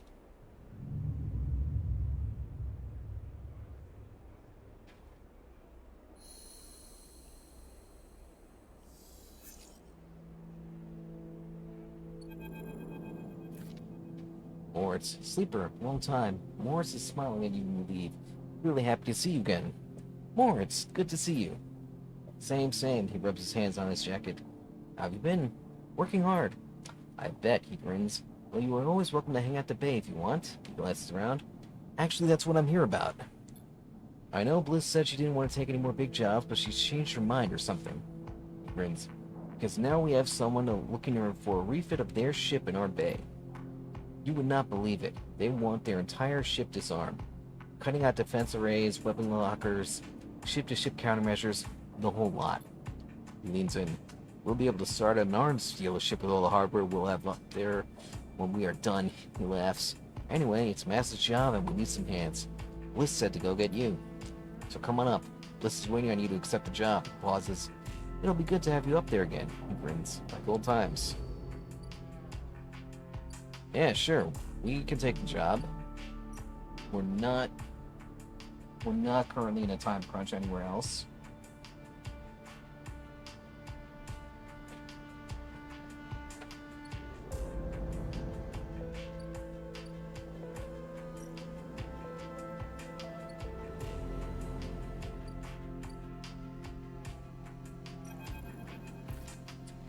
When you enter the bay, it is weirdly quiet. Moritz must be out on some errand. Maybe Bliss is prepping the kid? Sleeper. Ankita is drifting at one side of the bay. You missed her completely when you came in. The idea of not seeing Ankita when you entered a room would have seemed unlikely 2 cycles ago. But seeing her without her armor, she seems smaller, less imposing. Finally got rid of the armor? She ignores your remark. So what is this? She asks. Come to avenge Ashen or Sleeper? Or just looking for another payout? Her anger is familiar, but quieter than before, strained. I don't want to fight. Why are you here? She looks away, and you can tell her anger isn't directed at you in particular. It radiates off her like fire. You better be ready to sign, comes a shout from the bay entrance, because I've got my best repair tech coming up here, especially, and they're going to. This glides in, and suddenly stops herself when she sees you and Ankita standing off. Oh, Sleeper, you are already here. Miss Cassetta, this is the tech I was telling you about. He's the best on the... She stops, looking between you two. Wait, do you two know each other? You and Ankita looked at each other. No. Bliss squints at you both before continuing. Bliss produces a slate. Now, Miss Cassetta, if you'd like to sign our damage waiver, here we can start on the decommissioning. She looks at you. My tech here is eager to get started, as am I. Ankita scrawls her signature across the slate. Thank you, Bliss pauses. And everything is okay with the special payment terms we discussed? She gives Ankita a strange smile. All fine, says Ankita, giving you another hard look. Then she kicks off and drifts to the entrance. I'll be in the gimbal, she says and leaves.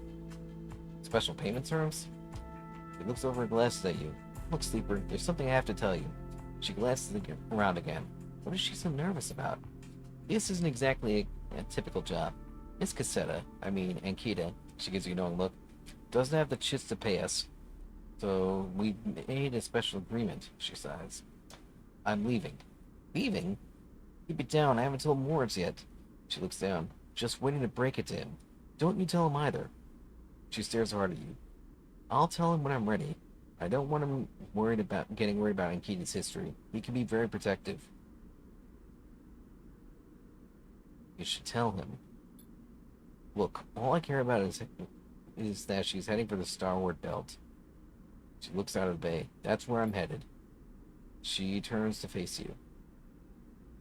Also, I wanted to ask... She stops, unsure, if you'd like to come with us. I can't. She interrupts you before your answer. I know things have been hard for you on the eye, and you've helped me so much. I asked Ankita if she'd carry the 2 of us, and she'd say yes. Morris would take over the bay anyway, although if you stay, you are welcome to help him run it. I just thought, she sighs, you might be in need of a fresh start as much as I am. That's why we came to the space station in the first place, for a fresh start. She turns away nervously. Think about it anyway. The berth is there. We've got to finish this job first anyway.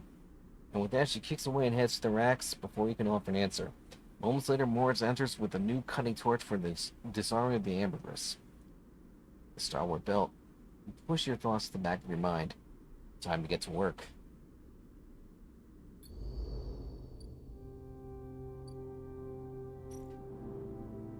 Alright.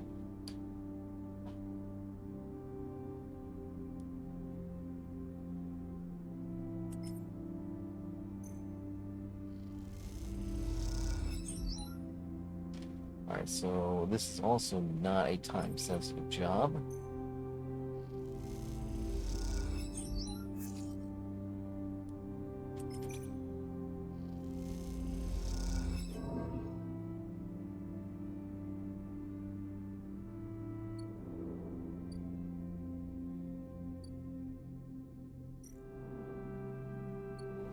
So we'll go back to the rim.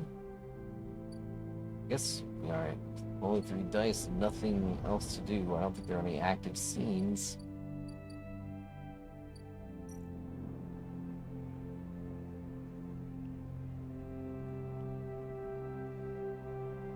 Alright. I guess I'll go back out to the flotilla and help out there.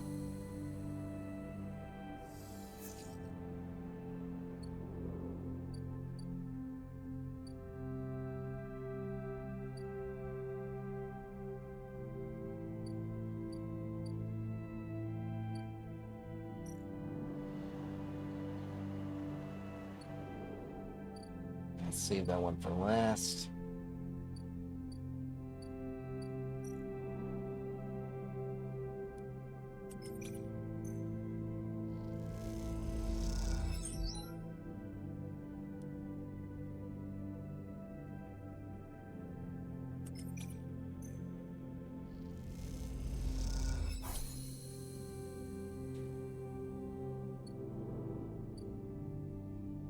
Alright. I see you've been contributing. Aki stands next to you at the dust house window. I was unsure what to expect when we joined the flotilla on its voyage to the Eye.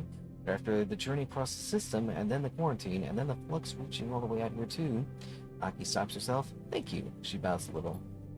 The other ships have only been interested in sending us supplies, but we grow all we need. She gestures at the dust house.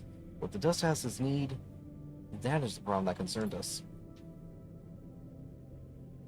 She smiles and turns to you. Shall we go inside? I'd love to. Aki smiles. Come. She taps away at a panel by the window. It seems only fair that after your help with the support systems, you get to see what it is that you are maintaining. Aki leads you to an opening beside the window. You pass through a dark changing room. You notice Aki is sliding on an oxygen mask and visor. She looks at the swirling dust inside. Inside, it's just like Ember's step. Thin atmosphere, constant dust storms, nothing that will bother you. She passes you a mask. Dust isn't exactly pleasant to inhale, however, so take this. You hold it to your face. She leads you through a short decontamination tunnel with its fizzing panels of purifying light, and then through to the dust house. Immediately, the wind and heat hits you. You feel the rough waves of dust scattering across your face, and peer through the amber murk. Your feet slide on shifting piles of sand.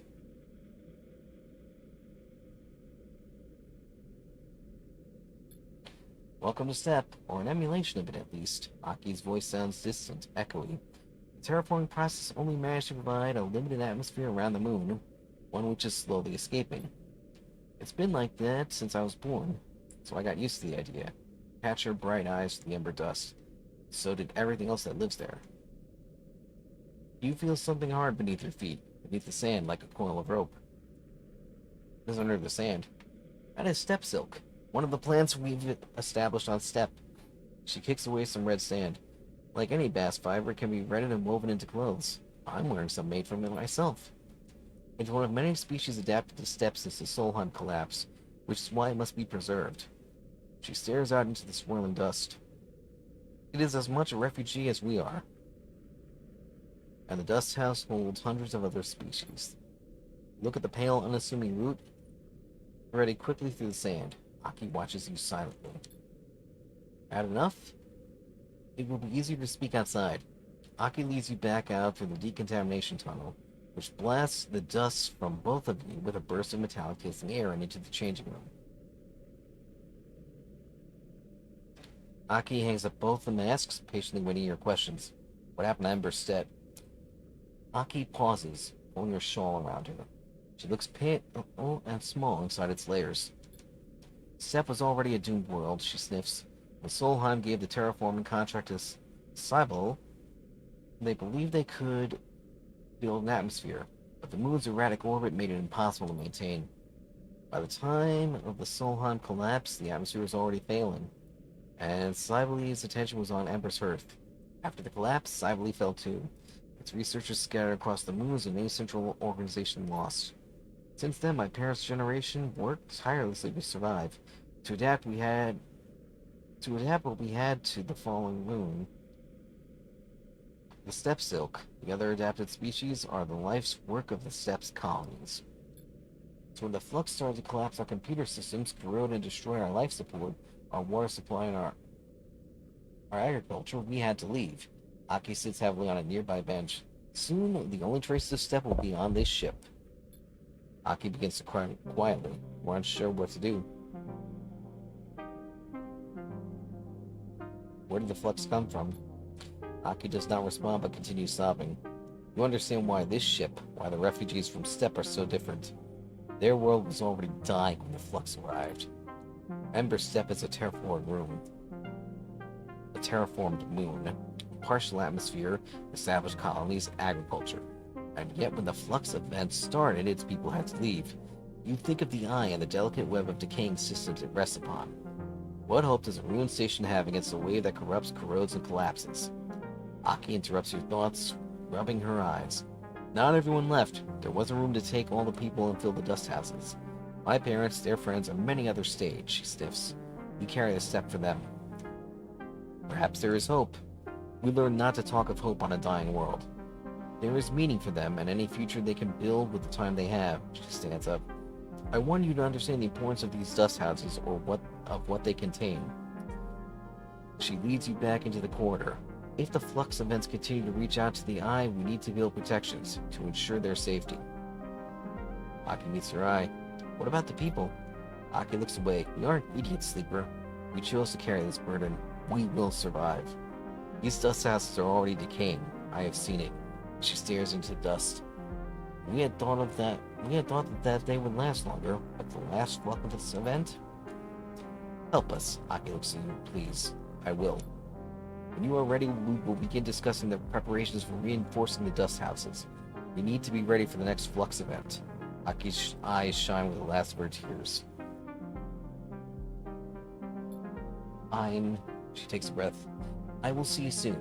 Aki drifts down the corridor, leaving you alone once more at the viewing window, watching the ragged, delicate traces of the moon known as Ember's Step.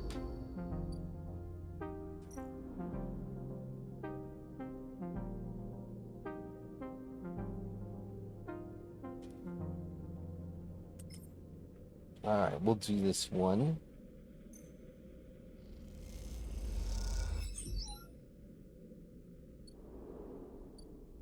And we'll call it a day.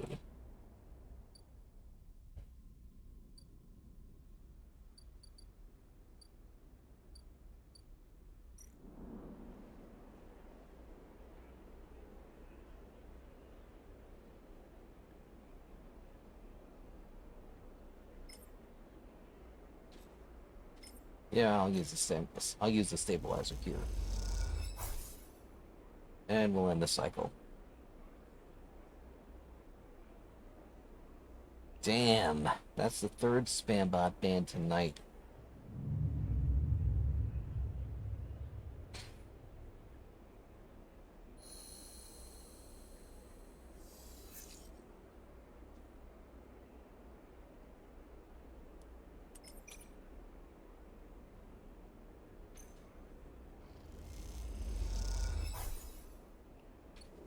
Alright. We'll eat something somewhere else to replenish my energy, and then we'll do some tasks.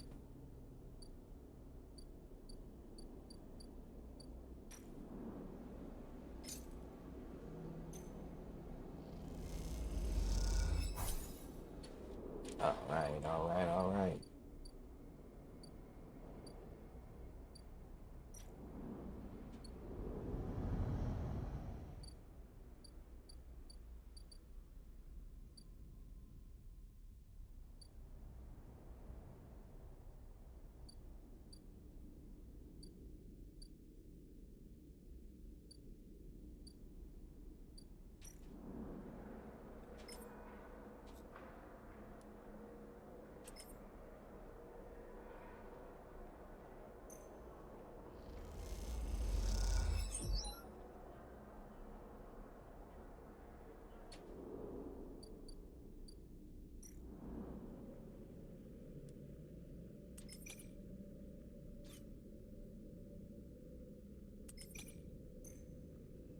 It's nice when you have a 100% chance of outcome.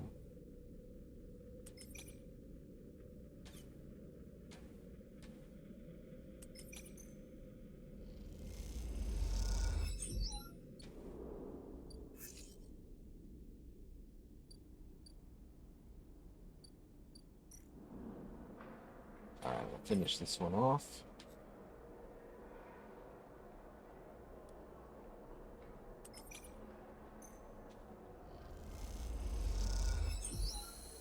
Alright. Soul finds you deep within the layers of Pilgrim Seed, working on a patch for a life support vent. You hear him coming, his suit hissing as he does. I had to ask Guard to find you, he smiles. Seems you know this place better than me these days. I've put in the time. And we thank you for it. Sol holds out a hand. Stand up and let me see you. Pulls you to your feet. I don't believe we've ever had to sleep on Ember's Hearth. Sol looks you up and down. You sure do make me wish we had. I've done with a few workers as good as you. Thank you. Sol nods. You're welcome. Seems like I owe you some answers, seeing as you've been working hard on the Pilgrim Seed these past cycles.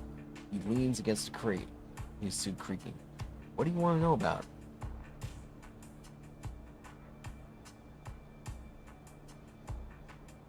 Flux. Sol sighs. That's what I imagined. He scratched at his beard. I can't say I'm an expert, but I can tell you what we witnessed on Earth. At first, we ignored it. Few farms had their automation systems blink out, life pursuits locked up, bots reset their schedules, nothing we hadn't seen before. But then the news came out of Pasriel that they'd been hit harder. The local network had gone down and no one could get it back up. It was rough for a while, but out on the farmland we were used to that. Pasriel? Capital of Earth. Tens of thousands of souls made it their home. Sol grimaces. Anyway, we thought the Flux was a freak event until the day they got the network running again. That's when the cascade happened. System after system collapsed, data lost, and another Flux hit, and another.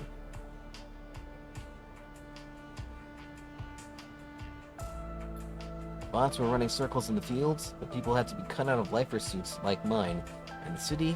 I never saw it, but I heard from the others. Sol shivers. It only got worse from there.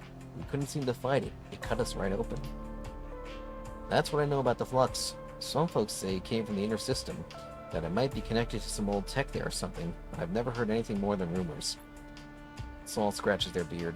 Sorry I don't have better news. Sol shifts on the crate. Anything else you wanted to ask? Was something. What do you want to know about? Ember's Hearth. Sure, he smiles. I spent my whole life on that rock, so I have plenty to tell. I'll save you my life story for another time, he winks. But the short of it is that Earth is the first of Ember's moons. The biggest and the most populated, which is down to the successful terraforming systems silently set up back when Solheim owned the system. Our relations with the other moons. Sol smiles. Depends on who you've been talking to. You shouldn't be mistaken for a politician, Sleeper. That's for others to do. Gives you a look. But Ember's Step was a test ground for the terraforming tech that the Earth is built on, while Ember's Song was the extraction site for the raw materials and energy needed to make it work. You can imagine how that might lead to some tension. However, Sol holds up a hand. Despite what people might say, Earth was never fully stable. Sol shakes his head.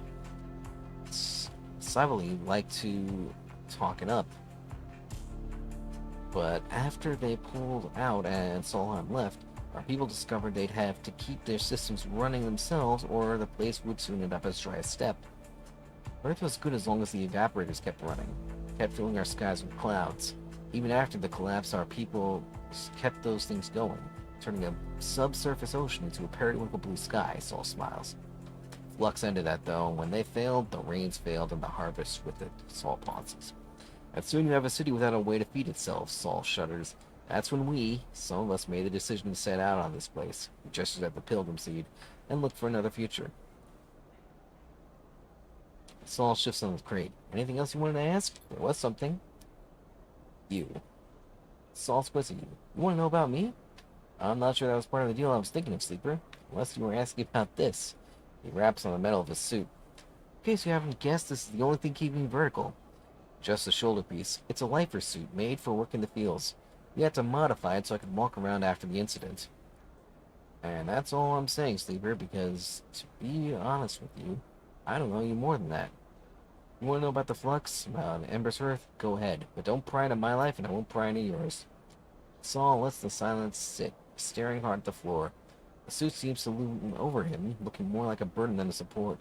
With the bars around his head, you suddenly start to think of it as a cage. Look, I don't mean to be rude. Let's leave it there. There's too many eyes on me on this ship as it is, and I'd rather just slip into the background. Thank you very much. Anything else you wanted to ask? I'm good for now. You sure? I'm sure. Sol stands, flexing against the suit. He takes his cane in his hand. Keep it up, Sleeper. He smiles as he leaves, making me think I need to start making new plans for this place. With that, Sol leaves. And you wonder what he means. As he creaks away down the corridor, you can't help but feel there's more to him than it seems.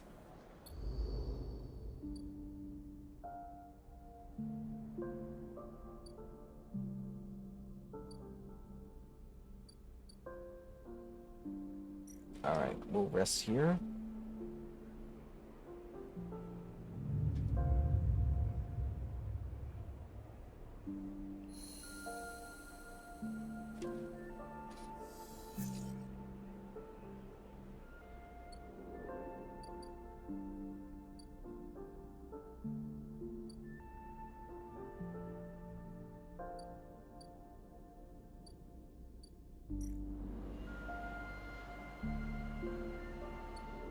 So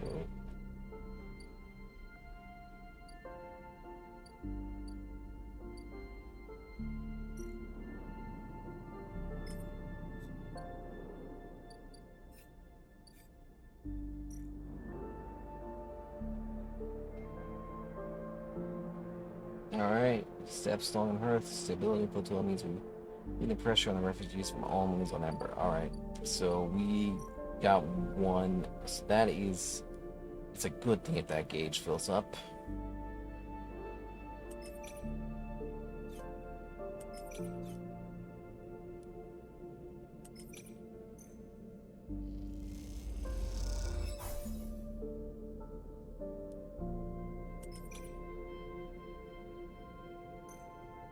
Alright, come on, come on, come on. Ah, fuck.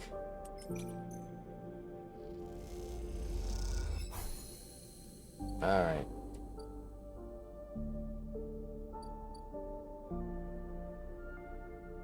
Alright, Alex. You rest well, my friend. Always a pleasure to have you on here.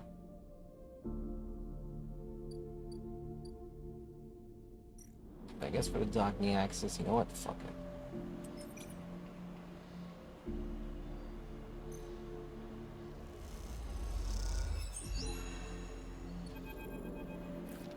There's a loose crowd around the supplies you have unloaded, and a tense mood brewing among them.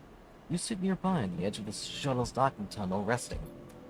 Further away, crews from Ember Song continue their lives as usual, coming and going, trading, discussing.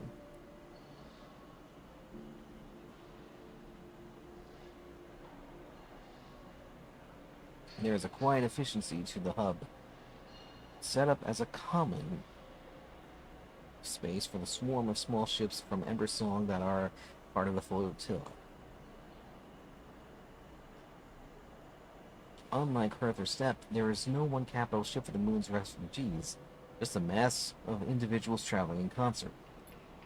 We told Hearth that we didn't want their scraps. Their jeering voice comes out of the small crowd nearby.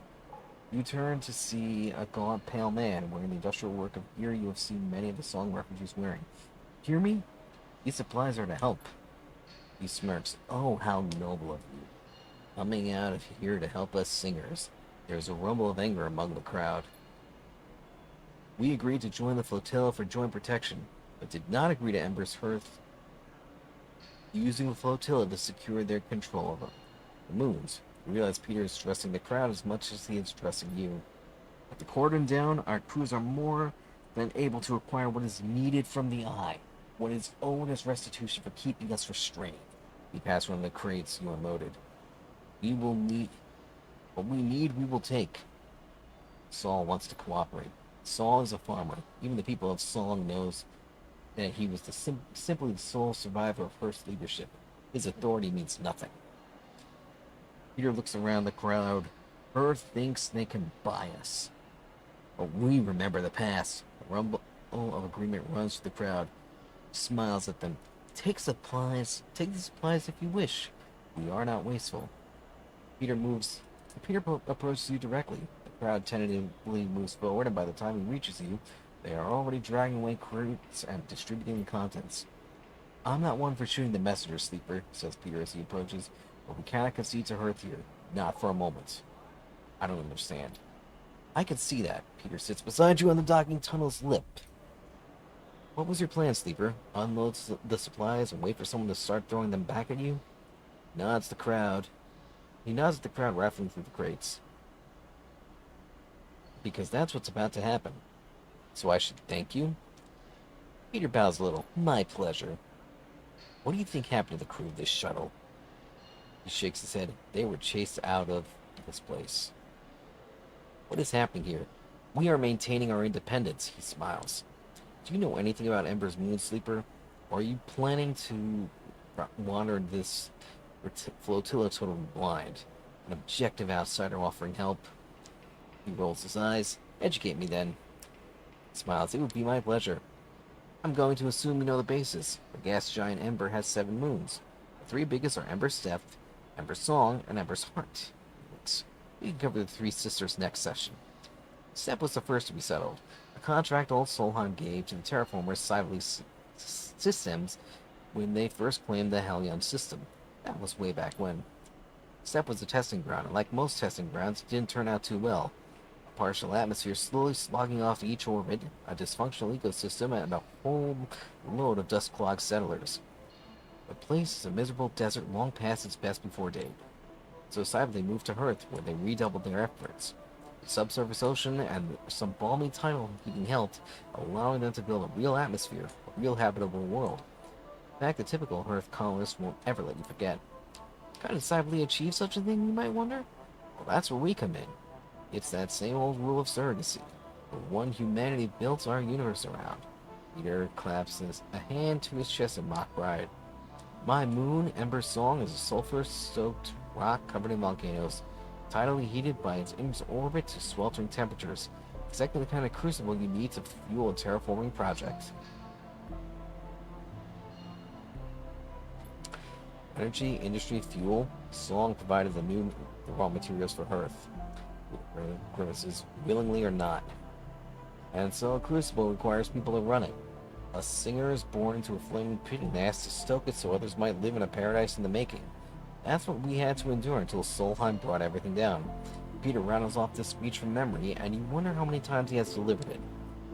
No Solheim, no contract. No contract, no Cybele. And no Cybele means the 3 moons suddenly independent. Peter shakes his head. It was a war, Sleeper. Sometimes hot, sometimes cold, and unsurprisingly, Earth and Step came out of it better than us. Yet, Peter holds up a hand, they need us, Sleeper. Always have, and so we are the linchpin. We are the center around which the moons orbit, not swirling Ember. We've resisted takeover, sieges, and expansions, and now we'll resist this. Half the people on those ships think the flux was caused by Earth, intentionally or otherwise. And I have to say, some cycles I agree. So before you come here to hand out supplies, like a good soldier, maybe educate yourself. Why does that matter now? Peter shakes his head. Do you forgive your crimes against yourself so easily, Sleeper? Would you return to the bosom of S&R if they sent someone to collect? Peter stares at the crowd. Don't presume to judge us. I want you to imagine what it was like to try to live on an airless, volcanic rock when every system that sustained you starts shutting down. He spits and wipes his sleeve across his mouth. We abandoned nothing. Some stayed, others left. But we will reclaim Ember as soon as the flux fades or ends. We've weathered worse. The flotilla should be united. Have you been listening? Peter's voice raises immediately. We don't want to be united, Sleeper. Being united by Earth means living under them. I won't keep you from the docking axis, Sleeper. No one here has the authority for that, but watch yourself here. Try to remember that the Eye is just another in a long list of people who have tried to control us. I'm gonna stay silent. Peter sighs. Alright, we have an ad break coming up in a little over a minute. I do, 3-minute ad break. I don't play during ad breaks, so you know the drill. Enjoy the 3 minutes of downtime, and I'll resume the game once we get back. Look, we are many, and we have many needs. Ships come to this docking access for repairs, for requisitions, for friendships. You can provide these as well as any singer. If you want to help in your own name, Sleeper, not in that of Earth. Peter shakes his head. Carry that name here and you will lose all trust. Be as we are, act in your own name alone. Peter puts his hand on your shoulder and stands. I hope I didn't just waste my time here, Sleeper. And with that, he walks away, back to the shrinking crowd that is distributing the last of the supplies amongst the crews present. You watch them pass the food and water between them. No signs of conflict between the crews, just a careful distribution of resources. Peter chats with a few screens, each of them looking in your direction. Ones that reveal little about Singer's intentions. You stand. It seems the tensions on the flotilla are much deeper than you expected. This won't be easy.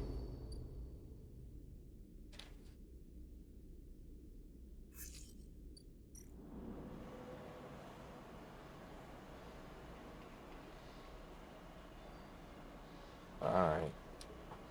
Where the hell am I gonna get a ship mine core? Haven't needed one of those in a long time.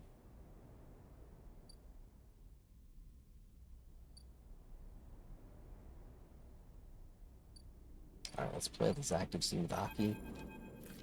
You and Aki stand side by side at the viewing window in silence. The dust swirls and you glimpse the twisted root systems of the side of the step silk through the ochre haze. After all these cycles, you feel a strange connection to a world on which you have never set foot. Aki shifts from foot to foot. She seems restless, eager to speak but unsure what to say. And we'll figure that out after the ad break. See you in 3 minutes.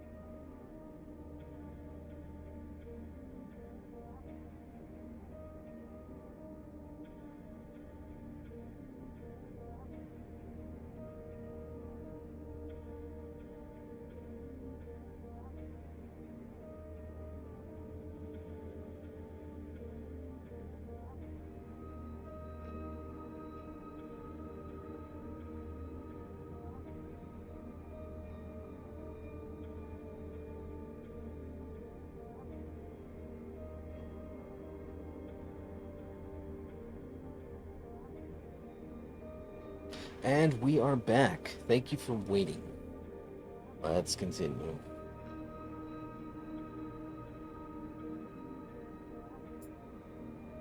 The dust houses look good. Aki smiles at you warmly. They do. She pauses and turns back to the window. What is the value of all this? She asks suddenly. Of preserving a world we have left behind. Conservation. Aki is silent for a moment. These creatures should be protected, yes, but for us, their conservation is conditional. We keep them alive because we need to use them. I can't pretend we are conservators when we harvest as much as we are able. Aki paces away, lost in thought. I'm grateful to you for helping to protect the dust houses, for ensuring their slide into decay is delayed, even averted, but now I find myself in an impasse. The stability of the dust houses changes things. It makes me aware of how blinkered we have been. Aki stops to look at you, her posture somehow different. If the ecosystems of Steppe, if its people cannot grow to meet the future, then why preserve it? She frowns. Aren't we just slaves to the preservation of what came before? You can change. Aki comes close, holds your hands in hers. We must change. We must change to live. She smiles. I have seen that in you. The steppe, these people, this ship should serve more than heritage, than history. They should serve the future. She takes a breath. There are those in the flotilla that need clothes, that need food, that can benefit from the gifts of the steppe's ecosystem. I want you to invite them. Can you do that for me? Of course. I know that Saul sent you, she smiles. You can tell him Aki, the captain of the Wind's Long Shadow, invites all the people of the flotilla to come. I will. She nods. Aki steps away. You want to know about the flux, no? About its purposes, its origins. She smiles. You wish to protect your home as we could not. I'm afraid I don't have much to tell you. It's an exotic wave of sorts, an energy that passes through matter. It shifts through the very charged particles which run through our electrical systems. It is possible to shield against it, as you would radiation, but we have only done with the as we have done with the dust houses, but only while it is weak. The flux event here was very much like the first ones we felt on Ember Steppe. Localized, destructive but bearable. But in time its strength grew. I do not know if it will be the same here, but, she pauses, it is coming from the center of the system, from the close orbit of the Hellion star H1. That is all we could uncover. She is silent for a moment, unaware of what to add. I am sorry I cannot offer more, but you are always welcome on this ship, she smiles. I hope I will see you when the others come. She squeezes both your hands. I hope this ship, these dust houses, can be more than a museum. I hope they can be a home. With that, she turns and leaves, and you feel like that word home resonating within you like a struck bell. Nice.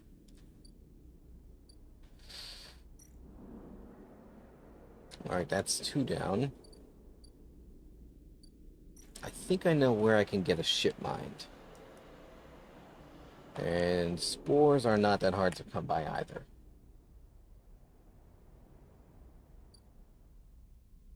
I might be able to do this in one.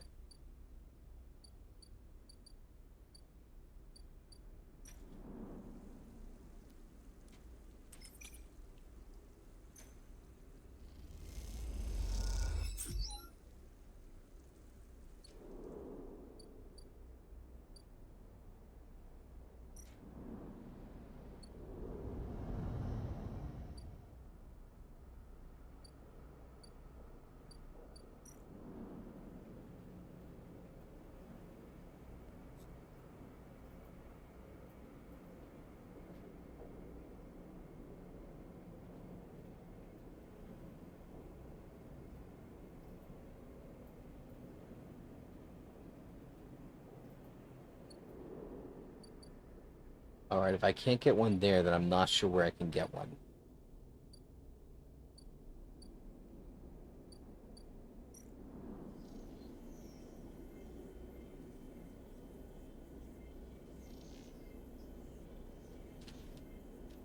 Alright. Alright, so I need one more ship mine fragment. If I can figure out how to get one of those again.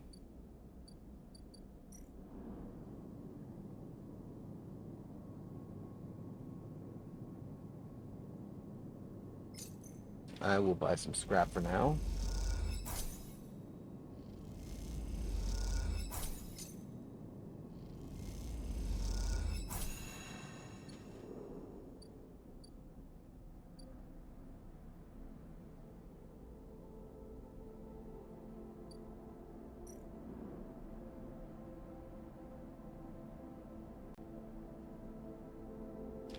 I'm not going to use my ship mine fragments here.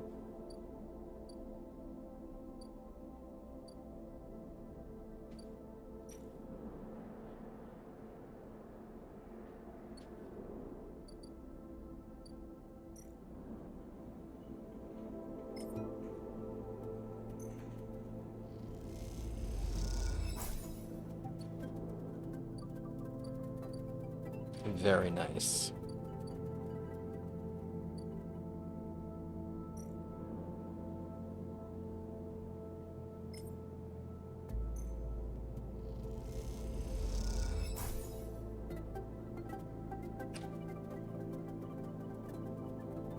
Wait, I have 3 of those now? That...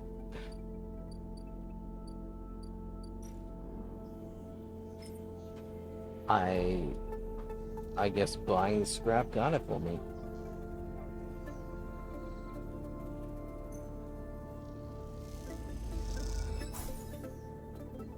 I thought I only had 2. Maybe I always had 3, I just wasn't paying attention to it.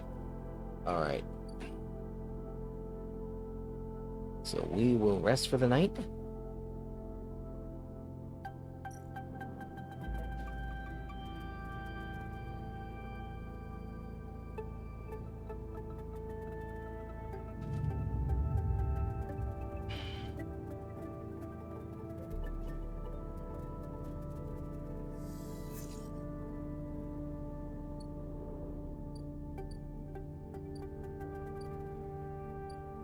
I need 1 more spore. That won't be hard to come by.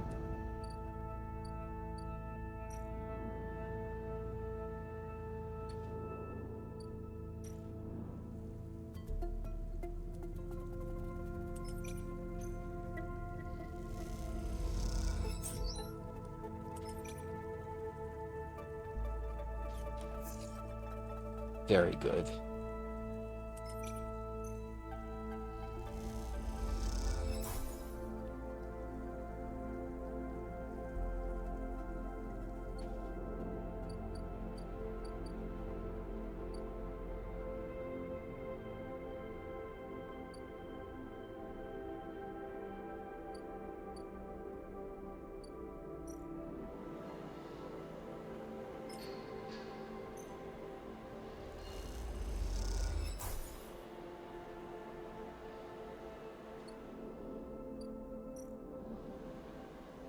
And for the ship mine replacement.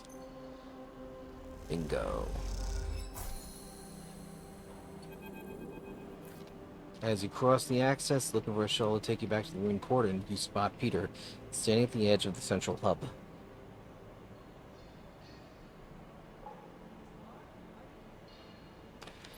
Something about the way he's leaning against the wall, looking down across the axis and towards the blinking lights of the flotilla beyond, makes you pause. He is completely still, his head drooping low and his shoulders hunched high. Approach him. You lean on a gap on the You lean on the railing a little way from Peter, leaving a gap between you. This close, you can see the blank stare in his eyes, the way his hands hang limply in front of him. It takes a minute to notice you. Sleeper, he inhales sharply. Still hanging around? Trying to be useful. Peter smiles a tight smile, but it doesn't turn to face you. That a sleeper thing? Needing to be useful? It's a me thing. It would make sense. Peter closes his eyes. Tools need to be used. When you refuse to take the bait, he turns away, looking at it across the docking axis once more. He loosens his jaw, the tension leaking out of him like radiation. You wait. After a while, he speaks. I'm tired, Sleeper. Tired of everything. I'm tired of the empty parentalism of Earth. I'm tired of the paranoid whining of the crews. I'm tired of the endless cycles that look the same, smell the smell, feel the same. I'm tired of everything, of fixing every shitty thing that breaks out here. His shout echoes a little in the hub, but a few stop to look. He looks down at his feet. I get it. Peter nods. I'm sorry, Sleeper. He sighs. Something is... I don't feel okay. Just tired, I think. Really tired. He stands up. I'm going to go. He looks at you and sniffs. Get some sleep. Sleep well. Peter nods slowly, turning away. He raises a hand and drifts away towards the center of the hub. You turn back to the railing, not wanting to watch him go. Seen like this, you prefer not to stare. Traffic of the axis rumbles on you as... Watch. Under an endlessly shining sun, the same air recycled through all of these lungs, the same dust gathering speck by speck on the windows. You take a sharp breath, stand straight and get moving, before the inertia of it all gets to you too.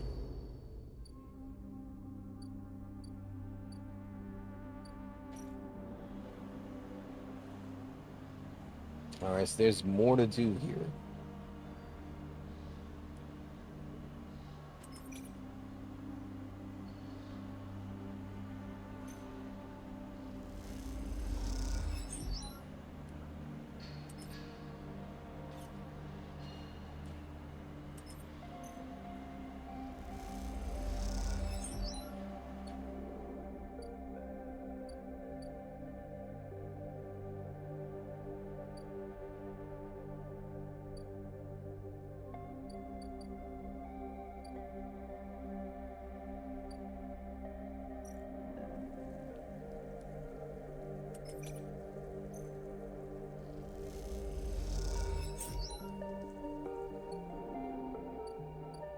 Alright.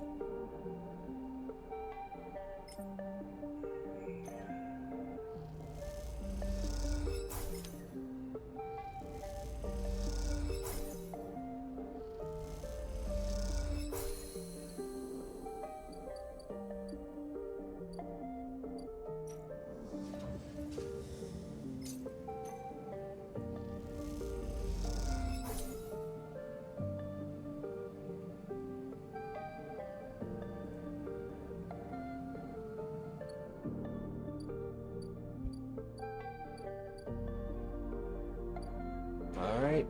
We'll call it a night.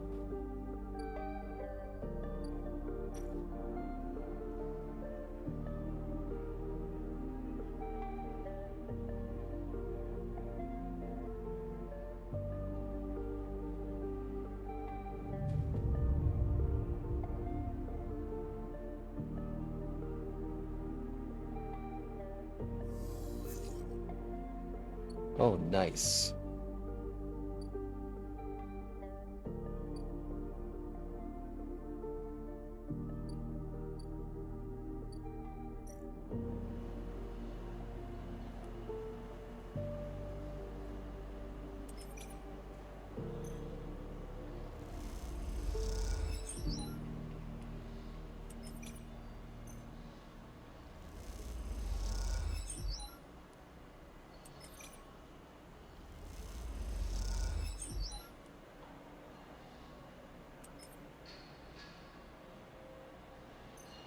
Alright. And then it finishes the job board. Sleeper, Peter calls to you from across the axis. He's standing by the same railing you saw him at last time, and he beckons you over. I've been hearing things. He gives you a sidelong look. Peter smiles. Don't be so nervous. He rubs his hands together nervously. You wait for him to speak. You know, on Song, I was the teacher. He glances at you, anticipating a response. Really? Peter sighs. Don't sound so surprised. Mechanical engineering. It's an essential subject on the moon where a single hundred mechanical failure can mean the deaths of hundreds. He looks at the ground. The heat, the atmosphere, the radiation, all of it is hostile to us. My students knew this. Their work, their training was respected. As long as they were careful and respected the Song themselves, they could have their choice of colony placements. They were always in demand. That meant I was respected, surrounded by friends and colleagues, always able to call in favors and repay them, like for like. He frowns. Small colonies, Song colonies are small, close-knit. We look after our own. When the flux events started hitting, colonies went dark overnight. We all knew what those kinds of failures meant. Like always, we lost more people than any of their moons. He balls his hands in tight fists. Not a single one of my students left Song. Our future was cut off just like that. My future. Flexes his hands. What am I out here? What use am I? Song is a fading memory, and the systems we built there are useless outside its orbit. How am I supposed to move on from here? He looks at you, eyes steely gray and glinting. Find someone to teach. He pauses thinking. You don't give up, do you, Sleeper? You just keep going. Peter shakes his head. You remind me of a student of mine, one who entered the program from one of the smaller colonies. They didn't have the advantages of some of the others, but they were stubborn, stubborn as hell. By the end of the program, they were the most skilled of their peers. They didn't get the best assignment. Maybe because they didn't spend much time making the kind of connections that would help you get there. But that didn't matter because I knew they would make the best of anything they set themselves to do. Peter is smiling now, buoyed up a little by memory. Singers are stubborn, Sleeper. We aren't going to change easily. We won't forgive easily or take help easily, but we'll hold strong and you can count on us for that. Peter stands from the railing. When you see Saul again, you can tell him how the crews of Ember's Song operate. Tell him we will resist. If that means resisting Earth's imperialist ambitions, so be it. If that means resisting the flux, so be it. And if it means, as you have, help others resist the same pressures, so be it. Peter smiles, and you tell him to leave us alone. He turns, his step lighter, and heads off towards the center of the Axis' hub.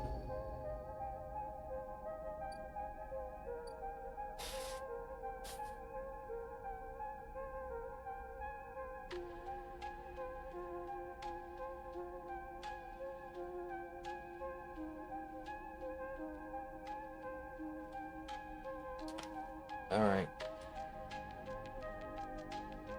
I'll talk to Saul. When you arrive at the bridge of the Pilgrim Seed, Saul is waiting for you. You wouldn't believe the messages that have come through the past few cycles, Sleeper. He smiles. The ship from the steppe has sent a goodwill gesture, all cache of supplies from their own farms. He smiles. I'm not sure how we'll use them, but the gesture's a welcome one. Song, meanwhile, are apparently accepting supplies again. Though a little reticently, if I may say so, Saul smiles. I don't expect them to change anytime soon, it should be said. And what I'm wondering, Sleeper, is what part you had in all this. Saul eyes you, waiting for an answer. I helped where I could. I've come to expect it of you, Sleeper. He smiles. You look at Saul, his eyes bright and eager. I wonder what he sees in you. Are you a tool to be used or an ally? It can be hard to tell. I want to show you something. Saul squeezes your shoulder, turning you to face the lift. He leads you along the axis of the ship towards the engines, the planking of his suit accompanied by constant hammering and wielding that the echoey bulkheads of the Pilgrim Seed at all hours. With the cordon lifted and shuttles able to go out to salvage crap and barter for supplies, the ship has become a place of transformation, moving towards some estate yet to be revealed to you. You look at Saul. What is his plan here? What is he preparing the Pilgrim Seed for? Or are his sharp eyes simply focused on making it through the next cycle?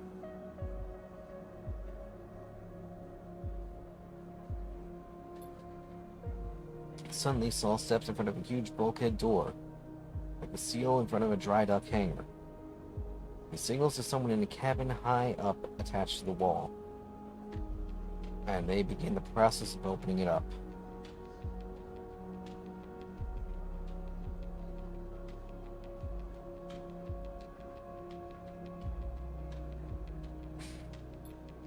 The Pilgrim Seed was built as a short-range freight carrier, you know?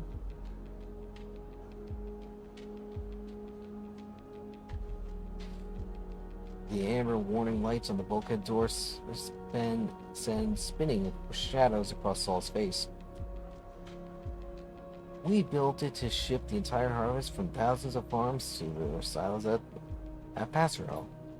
When we realized we need to leave, it was the biggest ship we could muster. Saul raps on a metal plate.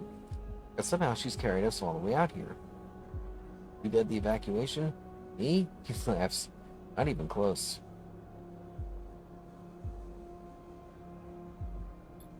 I was a farmer. Had a whole load of land and people to run it. My people helped convert this place for the long trip. He looks at his feet. Others led, organized the evacuation, and debated the plan. Not one of those folks made it, Saul rubs his forehead. We were out there in the black a long time before we got here, Sleeper. Things happen. The upshot is I was chosen to take over. I guess my crew trusted me, and I knew the ship. I argued, I reminded them I'm no leader, that I'm sick, but well, when the service chooses you.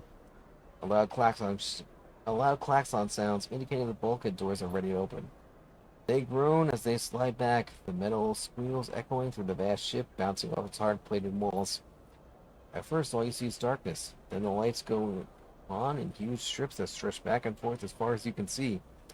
The space in front of you, a vast bay bigger than any of you have ever seen, is empty. When we left Earth, we didn't have the time or resources to convert the entire ship. Saul begins leading you into the massive space. So much of the freight space we sealed away shut down.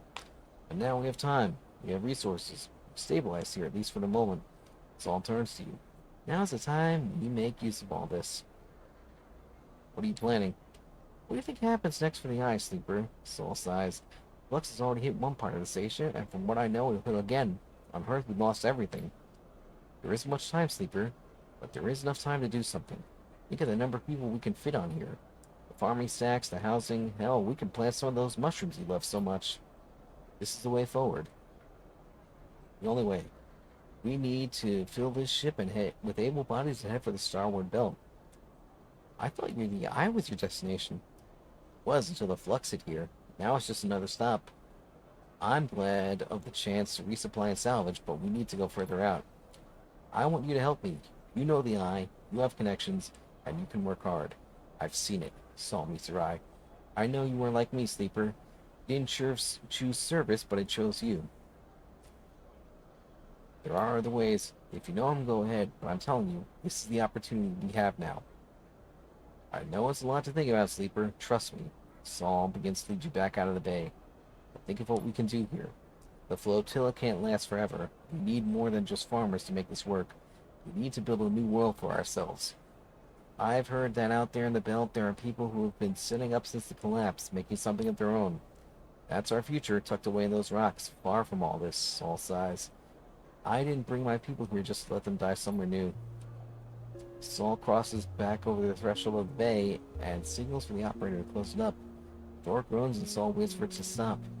Think about it, Sleeper. Saul claps an arm on your back, but don't wait too long. This is happening soon. And he leaves you there in the silence of this vast bay, your head spinning with the thought of leaving the Eye. How many is that? Alright, that's 2. Yeah.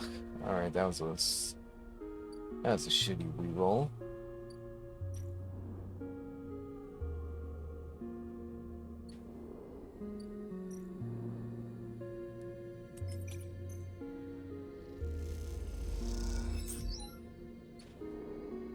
Alright, so I'm gonna call it a night, and then I'm gonna call it a stream. Made good progress.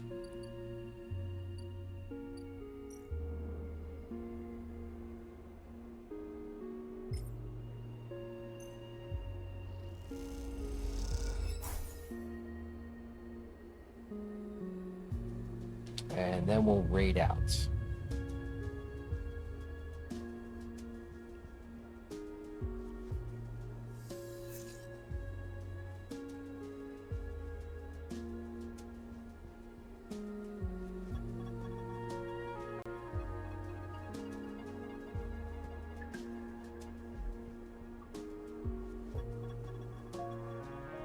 Alright, we're gonna raid out to Ava.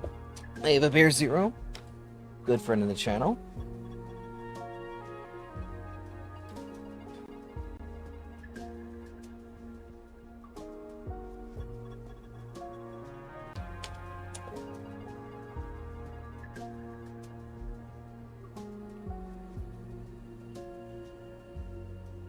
And as soon as the ad break is over on her tab, I'll start the raid.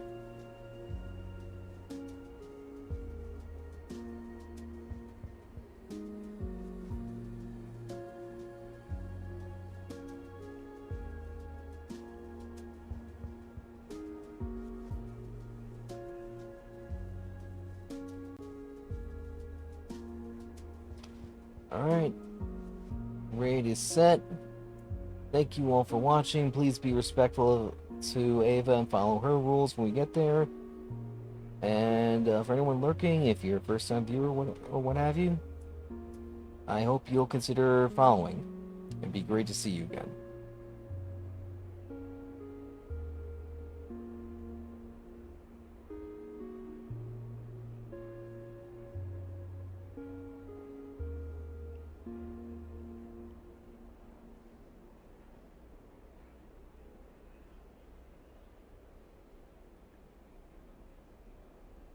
And here we go.